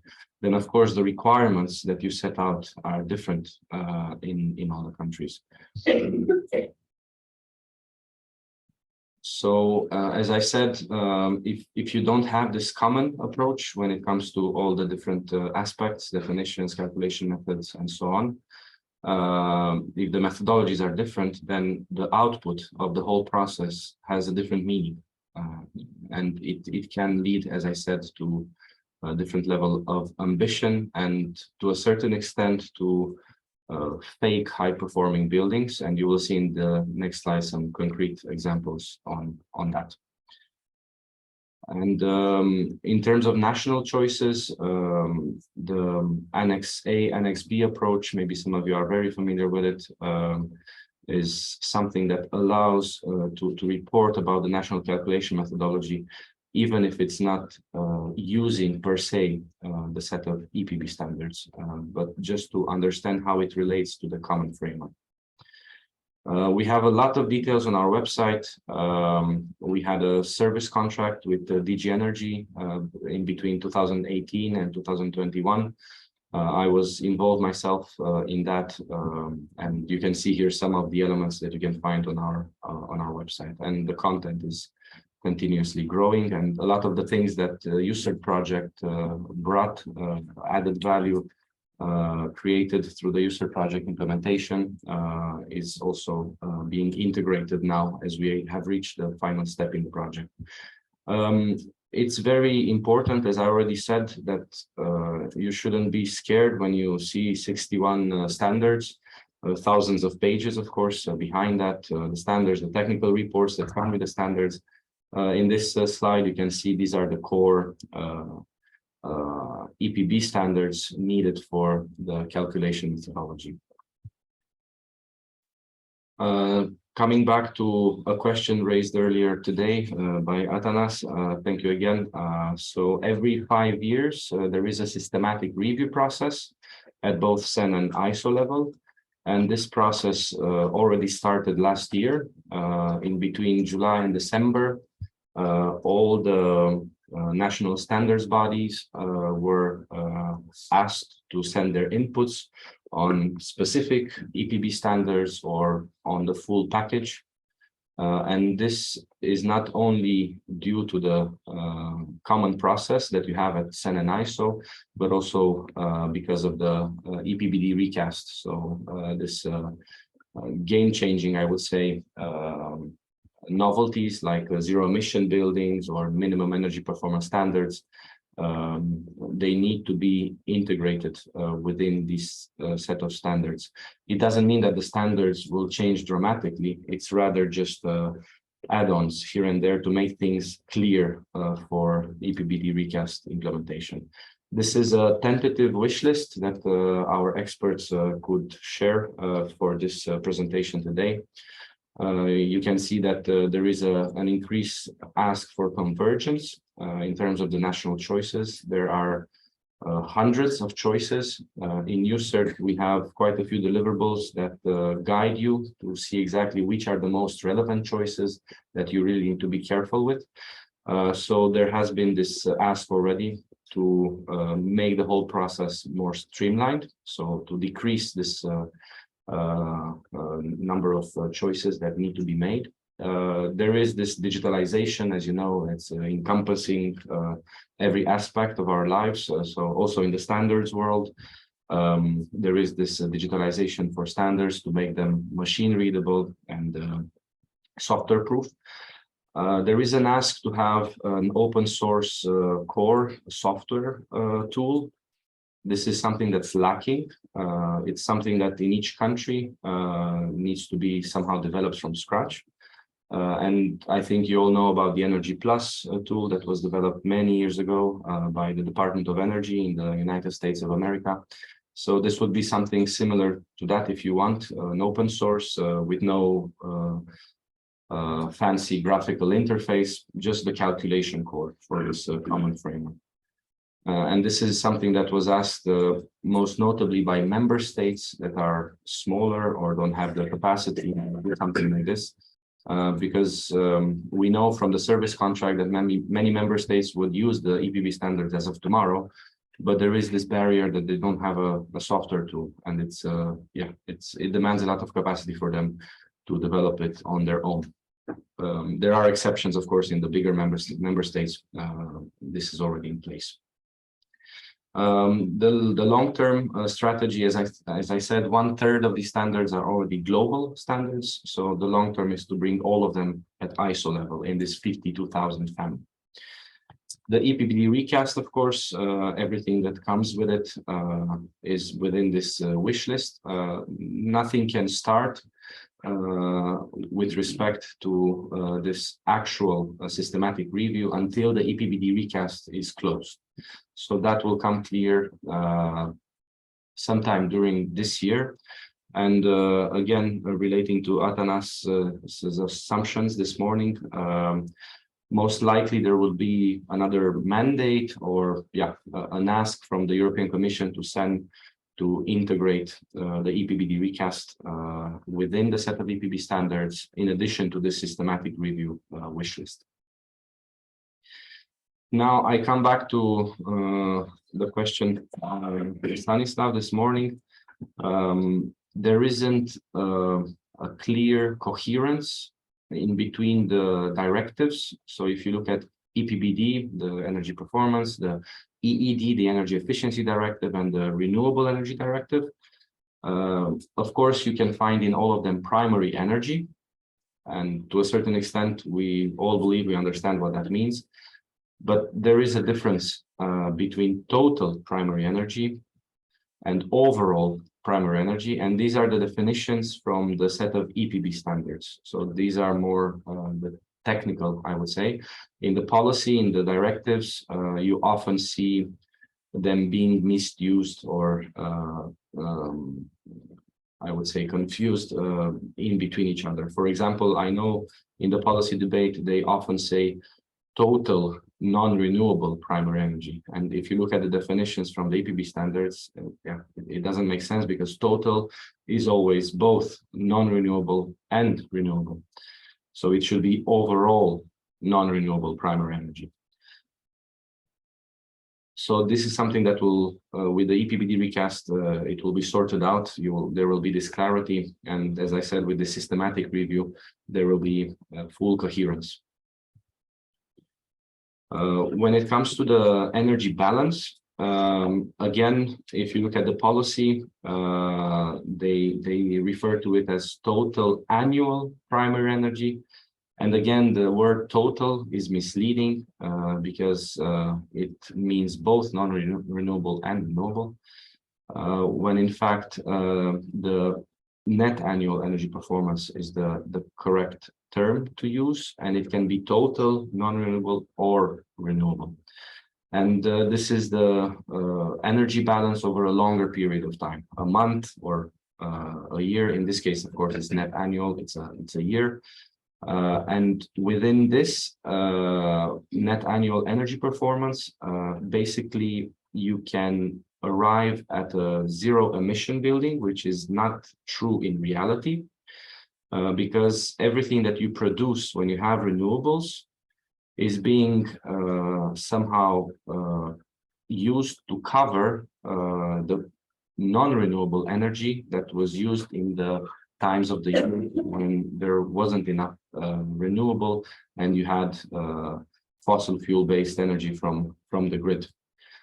So this is something that can create a lot of issues in practice because with this EPBD recast, one of the goals is to ensure that buildings actually perform in practice, not only on paper, not only in a certificate, but this is actually met. And the only way to do that, and again, I'm coming back, you really foresaw maybe the content of my presentation without even having seen it. The only thing that actually makes sense for this is to have an annual primary energy that's based on an hourly time step. Because then you match what you produce from non-renewables and what you actually use and what you use when it's only renewables. And just to illustrate, our experts prepared this example, and you can see there with the colors, basically in blue you have the extra production that wasn't used for the building, and then in red you have what you used from the grid, and basically the blue compensates the red, and at the end of the year, because you produced a lot of renewable, your building might be zero emission building, but in reality it's not. So that's why this is very important. And this is something that it's highly likely, it's not yet, of course, closed. The EPBD recast trialogues, as I said, are only starting this spring, but the chances are very high that we will go to an hourly calculation step. And this makes sense not only for this energy and carbon side of things, but also for indoor environmental quality at all four parameters, not only thermal comfort, as you see on the slide, but also acoustics, indoor air quality, and lighting. So this is something more like an ask from our experts, that not total primary energy, and total primary energy is not the indicator, shouldn't be the main indicator. If you look at the EPBD now, it only says primary energy and final energy. So it's very open, what primary energy, what final energy. So our experts say that the only way to really decarbonize our sector and implement this energy efficiency first, I think all of us, we are saying this in the events, that the best energy source is energy savings. The energy you don't use is the greenest. So the overall indicator, I mean, the main indicator should be the overall non-renewable energy performance. And for this to happen, there needs to be clarity also on what it means on-site, nearby, and distant. This is something that also is clarified now, will be clarified this year. Within the EPB standard, this is very clear, but in the policy arena, this is a bit here and there, depending on the directive. You have different interpretations, you have even energy communities. So things are not necessarily from the technical point of view aligned at policy level. And what's very important to highlight is that what happens on site is separate, and what you still need in the building, this so-called residual energy that's still required, it's what comes from outside these boundaries. And this is taken, we have at RIBA, it's already many years old, but it's still relevant, an NZEB report. I think now it's available for download, and this is a schematic from there to understand the building needs, the energy need, and how the building technical systems use that energy, the on-site, and you can clearly see where is the boundary for this residual amount of energy that still needs to be delivered to the building. And of course, this has a few steps, a couple of steps. So you come from the envelope, you go to the technical building systems, you always look, in addition to energy and the environment, also at indoor environmental quality. I think you've heard this being said before, that buildings are built for people. We work in them, we live in them, we get well in them for obvious reasons.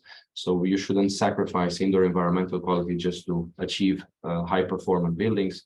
We used to have them many millions years ago, or thousands of, we call them caves. They were zero-emission buildings for sure, but that's not what we want to do anymore.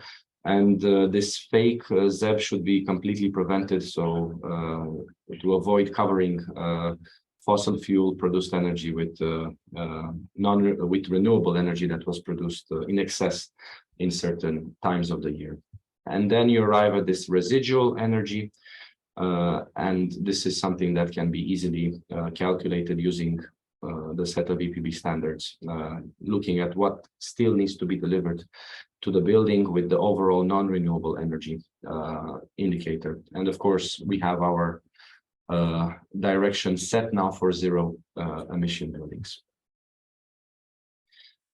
So to conclude, if we want to reach our goals at EU level, we need to have the same level of ambition, so the same meter. That's why this common approach is supportive. So we want to go farther together, not fast alone. The hourly calculation step is something that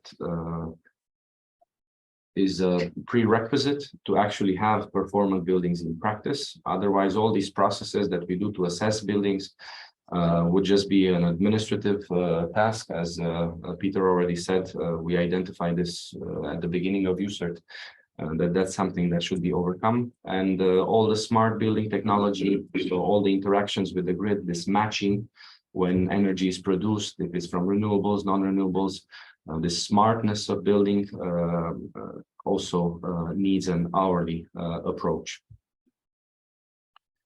So the overall indicator should be this non-renewable primary energy, plus there needs to be added a metric for this residual energy that still needs to be delivered to the building. My personal assumption is that we will have a set of indicators in the EPBD recast documents that I've seen. Also, indoor environmental quality, in addition to the SRI, are being mentioned a lot. So my assumption is that in the coming years, there will be a set of indicators to fully capture the performance of building. I would even suggest that they should change the name of the directive to Building Performance Directive. Not only energy, we look at it holistically, but yeah, that's my own take on it. As I said, you have on our website a lot of information. I'm happy to share with you everything that you might not find easily. So you can connect with me on social media or just find my email address on the website, and I'll be happy to provide support as needed. Thank you. Thank you. Thank you, Carmen. Welcome from my side too. I'm Alexander from NFect. Most of you know. I will present something that is mixed between what we call the National Advisory Committee presentation and IB wrote to EPC, actually the concept and everything. So after this presentation, I'll have some questions for those who are participating in the National Advisory Committee, but only for those people, the other side. And the IB road is actually a very interesting concept. It's about combining the EPC and building renovation roadmap and plan, which was actually designed in the previous project, IB road, and now that's why it's IB road EPC, because it's combining those two. So it should be an extension of the normal EPC in different countries. So it should be easier to work with it than building renovation passport. But also it should have enough information in it. So it's the idea is to take a less effort, to be cheaper, but to have enough information in it. And also the aim is to achieve 5 to 15% coverage in the whole building stock in different countries. And the good thing here is that as already Kamen and Antonia mentioned, the Bulgarian process for issuing EPCs is very complex. It has a lot of things in it, so it will be much easier to implement this because it will take less effort than in the other countries. We already have detailed measurements. We have cost and savings, so it will be easy to implement in the step-by-step. Just the step-by-step approach is the thing that we don't have. And this is the concept that need to be adapted in the local market. This should be communicated with different experts and stakeholders during the process. So we want to make different IB road EPCs for different countries. That's why we have these national committees to discuss what to implement from the IB road EPC to our certificates.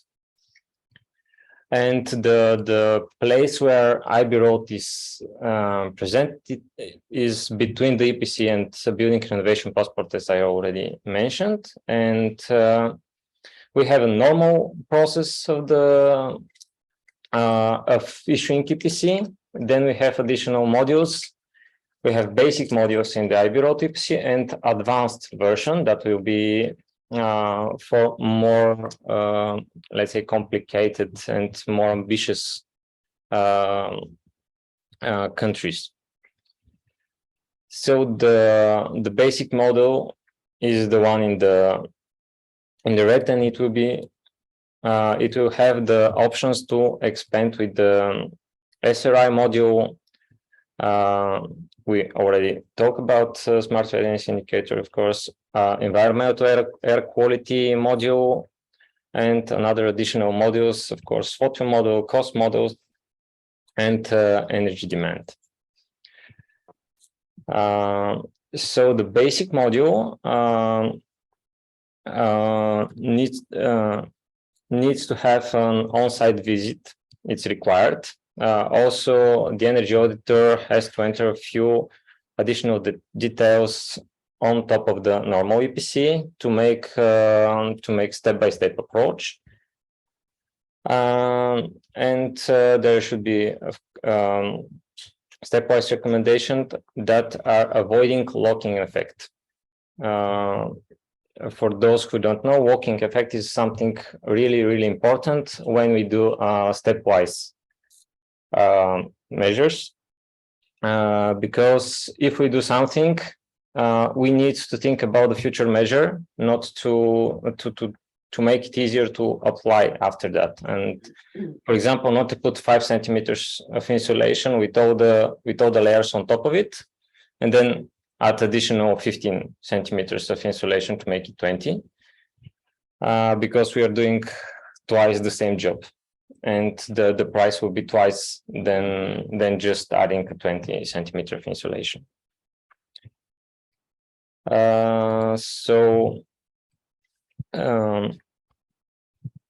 The basic module is contains these features. Again, Bulgarian auditors are a bit more privileged because we already have required on-site visit. We already have recommendations. We just need to learn how to make them stepwise, as I already mentioned. So we need to know how to avoid blocking effects. And the thing that is very important also is that because it's not the renovation passport, it's something in between. We need to fix some steps during the process. We need to have, for example, 2030. We need to have a name to this year. That is, for example, all the buildings should has a class of energy performance less than C. Then we have to go to class C on 2030, and then on 2040 we need to go to class B or A. So we will have some fixed steps with goals. And to make the job easier, this is the second point. The auditors will have this privilege to have prefabricated text box, so you can put directly a recommendation from a list of recommendations, and so you have, for example, the insulation of the walls will be 15 or 20 centimeters with. Because we will know what's the next step is, you can just choose the next step is windows, and additional text with the locking effect and how to avoid it between windows and walls will be added to the recommendation. So it will be just a few clicks and the recommendation will be ready. And important for the building owners will also be the information about future legislation concernings. That will be also added in the idea of IB road, of course, if we know them. And this is the design. This is the module where, do you see this? No. Okay, this is the module. This is where you put the information, and this will be the thank you. And this will be the how it will look at the end, the certificate, the extension of the certificate, of course. And then the advanced version will with basic module plus modular expansions. And here we have the link to the different platforms and different different modules with the energy demand, SRI, environment, air quality, etc. And here we will also have links with different platforms, like the Spanish platform, which is very, very interesting, where you can see a map with every building. You can click and see the energy performance of this building. buildings. And in Bulgaria, we can just make a link to our Bulgarian database in the Sustainable Energy Agency. National Register. Sorry? The National Register. Yeah, the National Registry, where the building database and also the EPC issuer, in our case, energy auditors database. So for customer who enters the platforms, they can choose. They can see the link directly to the list of energy auditors, and they can choose who will do the job for them. Yeah, this is the advanced version. Tools will be online. All the tools will be online, which will make it job easier, and you can work it from everywhere. And of course, the most important thing is country adaptation, where every country will say, additional to the basic module, what else should we have in the IB Road to EPC? So, for example, cost module where you can choose different job. It should be it should gives us total investment cost and maintenance cost in future, energy related additional costs and fundings if there is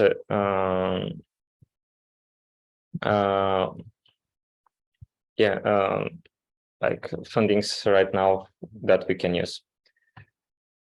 Energy demand module, which can give us the energy demand, cost, and emissions. SRI module. Of course, here I believe we were going to choose some of the different options of SRI, different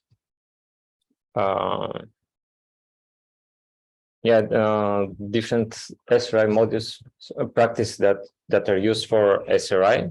Maybe one from the Smart Square project. And that's our different tools that we can use. And of course, additional tools that we can also want to add, like renewable energy resources, summer heat protection, and other different additional tools. So the contents are to describe the measures, like different. We're going to choose different measures.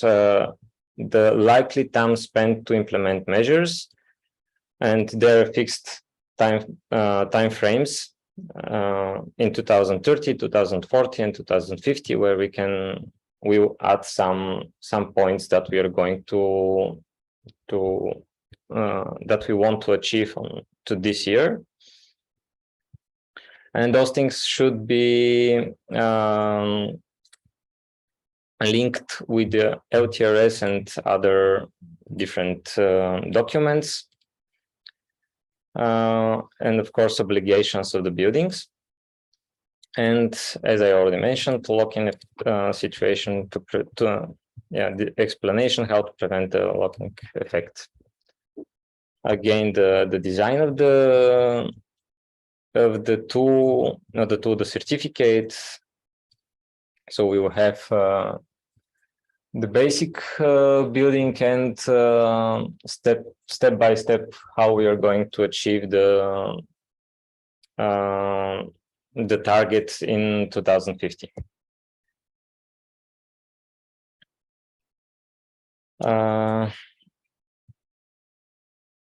So there will be also technical information for building owners that have to be included in every EPC, which is described here. and also technical information in the basic module, like after on-site visit and all the things that I already mentioned. And yeah, for the energy auditors, there will be assistant. I saw you that I already said that there will be two that we are going just to choose different measures and different locking effects and different approaches, how to describe the measures. It will be already described and we are just choosing the measures and locking effects. It will be also online. It will be clear and automatically pre-selected renovation depth and easy overview. So it will be very useful for energy auditors. Yeah, it will be currently only in English, but we'll going to translate it. Thank you for your time, and I hope yeah, it was interesting. I hope. Gentlemen, now it's time for your question and your comments, please. If you have any. I have one question. Okay, if we imagine that this is some step-by-step plan, how to improve your building, and it is okay, supported by these two, etc., etc. But I would like to ask Alexander, because I know he's consulting different building owners, not making energy audits, but consulting them how to improve their building and how to proceed. And I guess you share with them the idea of step-by-step renovation and steps that should be taken now on later stage, etc., etc. But how they recognize it as a building again? Do you have impression from your communication with them during the consultation process? Well, yeah, the feedback usually is I want to do less steps because I don't want to ruin my house several times and to ruin my life in it, of course. But because of the money issues, people are welcome this approach because they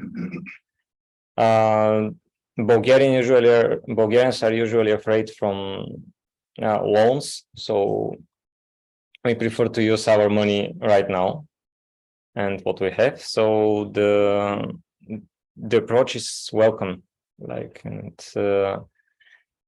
maybe the only thing that people are not happy to see is not happy to see, but they want to make everything at once with thinner insulation with not that huge goals.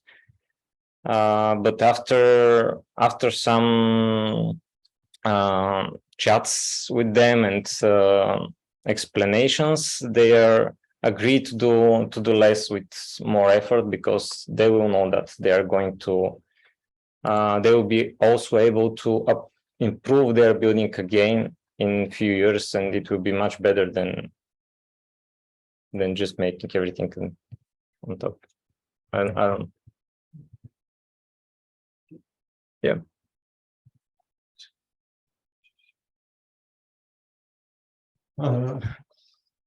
I have a question to Alexander. It's obvious that possible issuers of this kind of assessments are the energy auditing companies. Mm-hmm. Do you expect that there would be needs for additional training of them? Because most probably until now they do not have experience with SRI or some kind of indoor environment quality assessment. And moreover, we do not have such requirements reflected in the ordinances which are in force. Do you need that there would be need for additional training of this company? For sure, they will need additional trainings. And in the project, we are going to train several energy auditors. Also, the idea of the project was to implement this IB Road EPC module for energy auditors in the national certification of auditor scheme, let's say, whatever it's called. But of course, I don't believe that Bulgaria is going to. I don't say that. Yeah, don't say that. I hope that someone will hear us now and will implement this in the trainings. But let's first start with some trainings. Actually, for me, it's more realistic not to be implemented in the national legislation, but to provide a tool for energy auditors that they can use to answer the needs of their clients. Because if a single family house owner come and ask for energy audit, it's quite expensive for them. But with this tool, you can provide the consultation and the steps for much less money, and it can be accepted by owners of single family houses. Currently, if you say the price, they're usually rejecting this service from energy audit, unless they don't have some, let's say, external financing, and they need energy audit local. Just one clarification. It's not only for single family house anymore. It was for single family house, the previous project. Now we are open for all kinds of buildings, public and family buildings.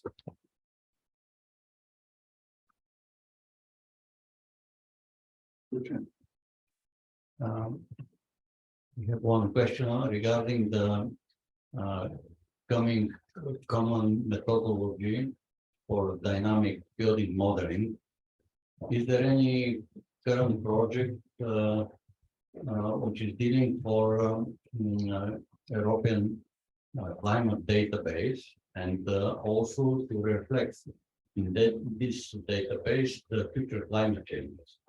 Because my question is related to this criteria of the voluntary standards like BREEAM or LEED, and mandatory criteria is to show that one building, the specific building, should face the future challenges of the climate changes.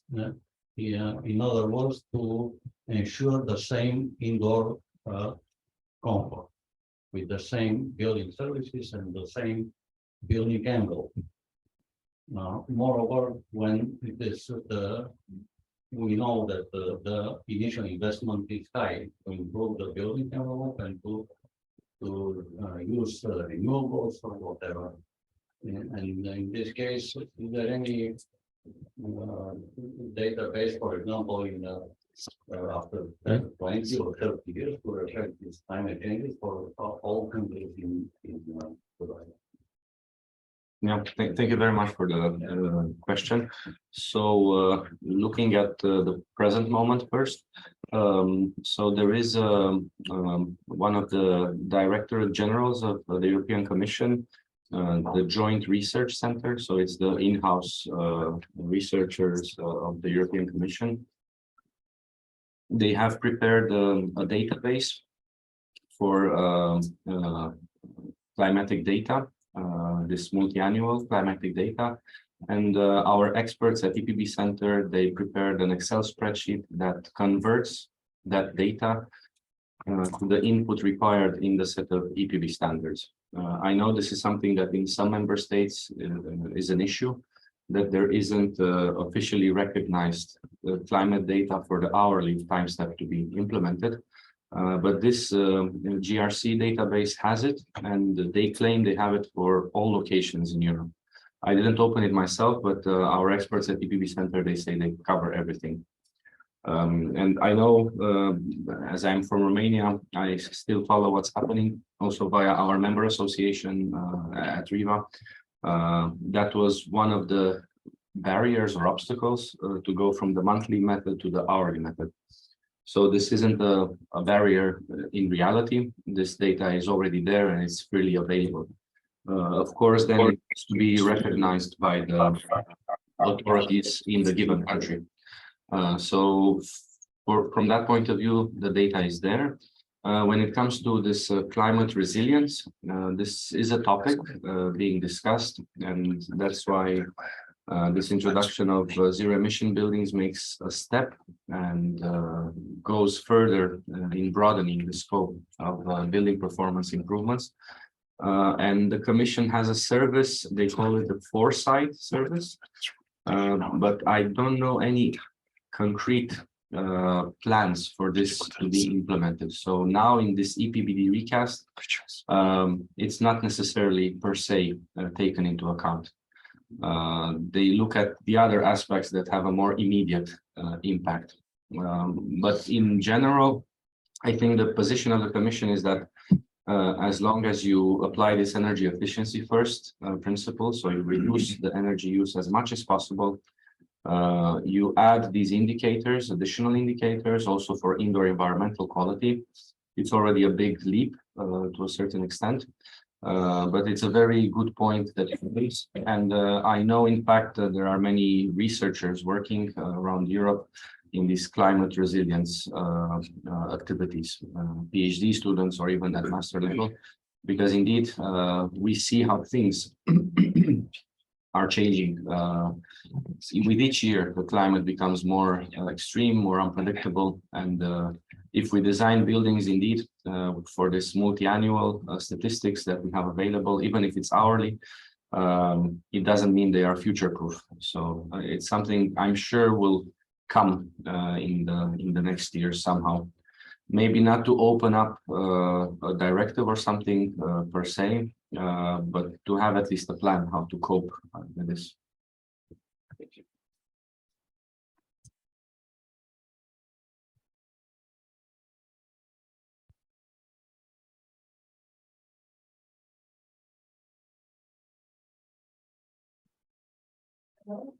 No. No. I also have a question. So on what I understood, so far the responsibility over the performance of the building falls on the owner of the building. Is there any plan to update the legislative framework to put additional pressure on the building companies that complete the buildings? Because you have the architectural plans which promise certain efficiency. Then you have the completion of the building. You ask for an energy audit of the building, which is very expensive, as we learned. And then you find out that not all that the building was supposed to do is doing. What would be the consequences of that on the building company, on the people who have completed the project? Or is there any plan to have a special law to enforce that? Yeah, well, I could say something from my perspective. So indeed, this liability issue is a flagged aspect. When you look at this, I would say focus to ensure that buildings actually perform. So to have this calculation methodology as close to reality as possible. I think that makes it easier to, let's say, capture this liability, because you need some evidence to say that somebody didn't perform what they had to perform. However, you need to also look at it from the asset rating and operational rating point of view, that you can go even deeper. We did this in U-cert and a lot of the project in the next gen EPC cluster. And of course, the SRI as a policy instrument supports to have more smart building technology in buildings. So that will make it very easy to see how the building was supposed to operate, to perform, and how it's actually performing.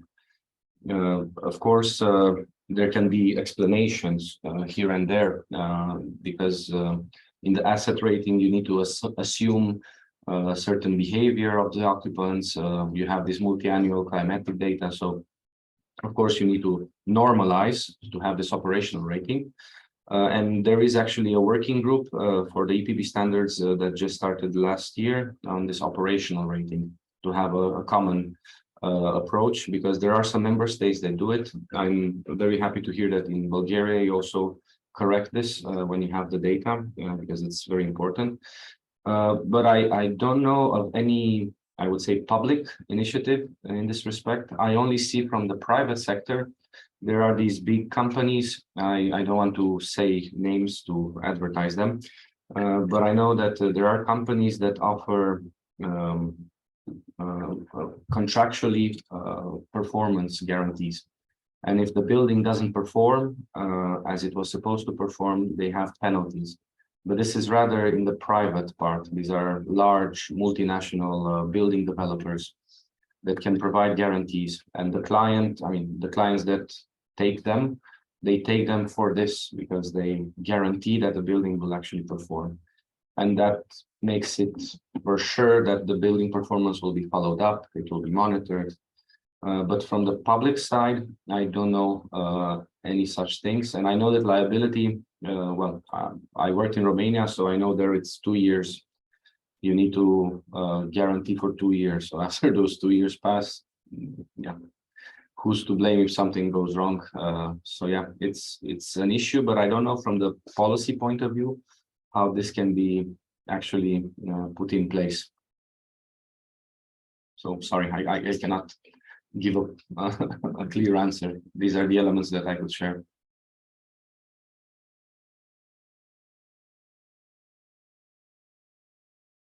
So something else from the audience? Also online, if you have any comments or questions, please.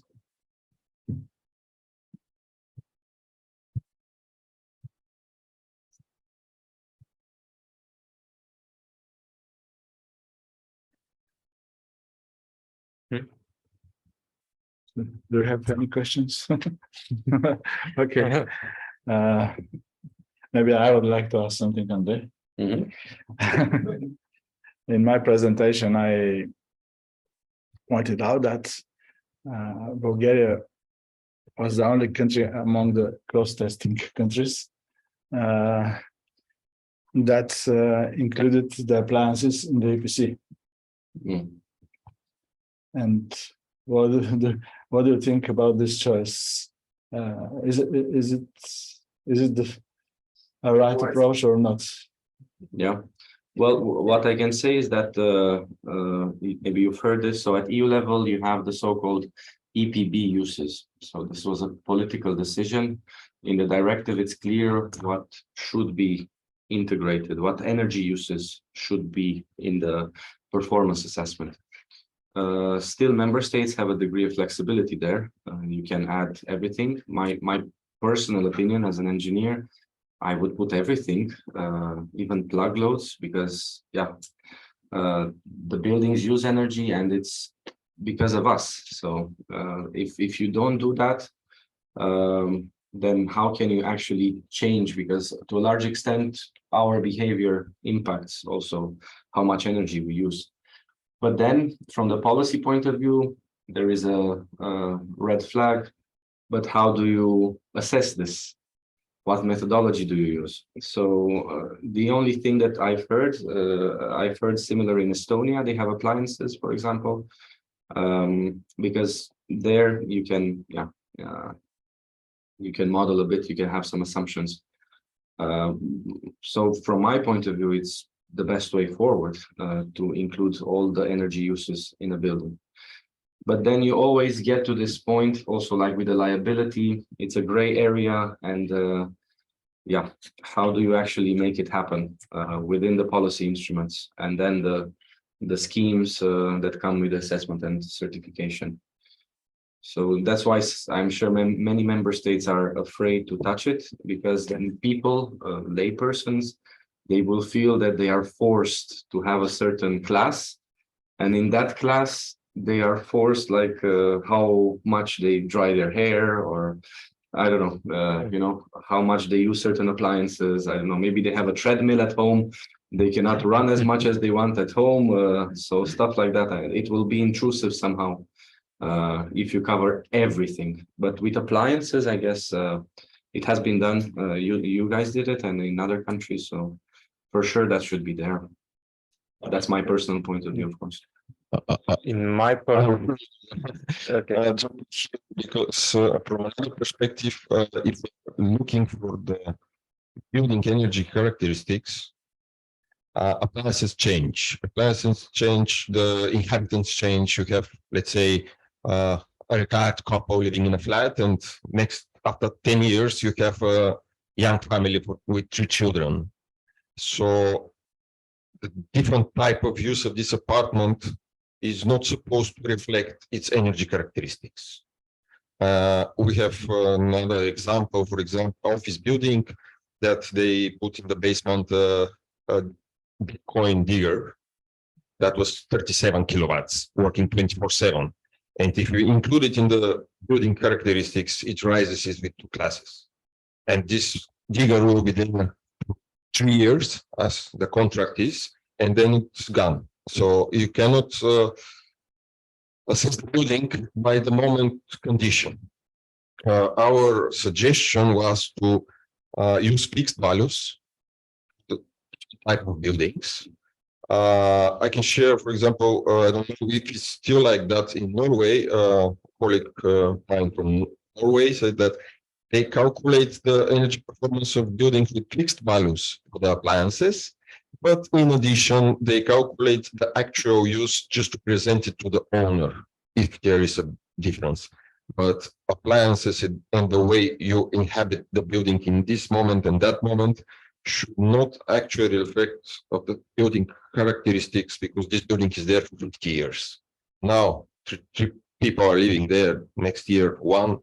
And this is reflecting, this will reflect the energy characteristics. And the funny thing is that when we mentioned this during the public consultation process of our new methodology, and saying to the developers of this methodology that it is not fair if we include these appliances, because we have different results for, let's say, 2 same buildings, only based on the type it is inhabited.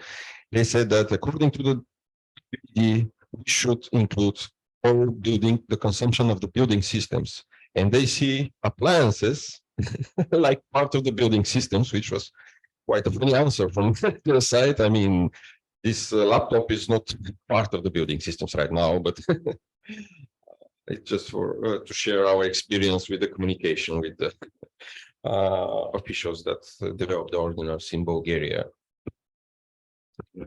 I can say that, of course, the appliances influence the thermal balance of the building, and the other countries respect that. They have these default values, so they take into account in the thermal balance the appliances, but they do not include the energy for the appliances as a extra to the integral energy performance of the building. Okay. Yes. I would object a little bit to Stanislav, because it's a question of how to say a definition. For example,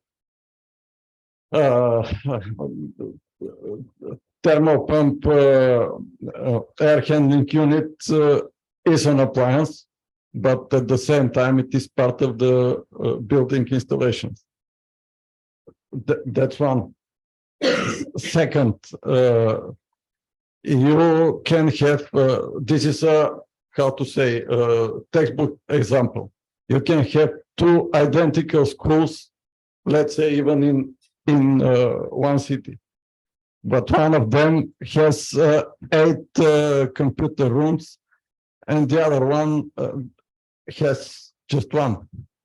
So this will be reflected in the energy consumption by definition. And the most important for me argument is you can have here a school, which is, let's say, ordinary school, but there you can have a school where you have a swimming pool. And you have just one scale, and it is called schools. So I think it should be aside the holistic approach. Okay, I accept your opinion, of course. Just I would say that your example about the swimming pool, the swimming pool is a system, but not the swimming pool itself, but the system which it is served is a system, is a building system. So the consumption is connected to a system, but we're speaking like this appliances, like these laptops in front of us, like this camera in front of us, and so on. So maybe more clearly, we should understand what we mean when saying appliances and what we mean when saying building systems. Because even with the example with the school, these schools are there for 50 years. Now they have 9 computer rooms. In 5 years, they may have 0. So, but why should this reflect to the energy class of the school? You know, so if you change the way you're using the building, you should issue another certificate and rescale the calculations. Okay, thank you. But it's a discussion at lunch, actually.